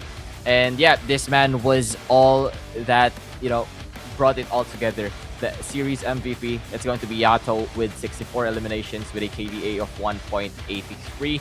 He was pivotal, if I might say so myself, in this series. Pivotal for them, 64, 1.83. Congratulations to Rival Esports and to Yato. Take a look at the final series here for today. The Rival Esports 3-0 for Change World. And again, today was all 3-0s from start to finish. But you definitely shouldn't expect that in the next couple days, because we're gonna have that day again here, and maybe towards the end when, you know, some of the teams aren't gonna be able to make it to the playoffs. But other than that, this would be our day for day number 2. What an amazing day today. I mean, probably my favorite match was the second one against VIZUALZ, SKAERI, and FREESLOT. It was a close 3-0, but at the same time, FREESLOT made their name, made their stamp here, that they are here. They're here. They want to make it to stage 5, and it's just the beginning for them. Yeah, quite literally just the beginning for them. You know, new stories has been made. You know, you got ALULA just asserting their dominance with their 3-0 win. You got FREESLOT making their name known, you know, in this qualifier, and you also have Rival Esports, you know, having their own comeback after their loss from day number 1, just like I said. And yeah, there is still a lot more action that we have to be, you know, looking towards to for tomorrow. I agree. I mean, a lot more action coming through. It's only day number 2. Got a lot more days. Got 2 more coming up, and then another 4 next week. And then after that, it's going to be the playoffs. So a month full of Call of Duty Mobile action to determine stage 5. And then after that, we're gonna have quite a long break coming through. And then we get through the stage 5. So it's gonna be important to see who's gonna be able to win. Stage 5 is gonna be Q9 again, back to back, or do we see another Filipino team or a different team? You know, it's a lot of teams at stake here, but it starts here. The journey begins here for our region here for the qualifiers. Yeah, and I think with this Garena qualifiers, it basically shows us that the caliber of the teams that we have here is very worthy of representing the Garena region into the World Championship Series. That's true. Well, that being said, this has been the Call of Duty Mobile World Championship 2026 Garena Qualifier. I'm Jericho. That's Karen. Hope you guys all enjoyed. We'll see you guys tomorrow at 4 p.m. Peace out.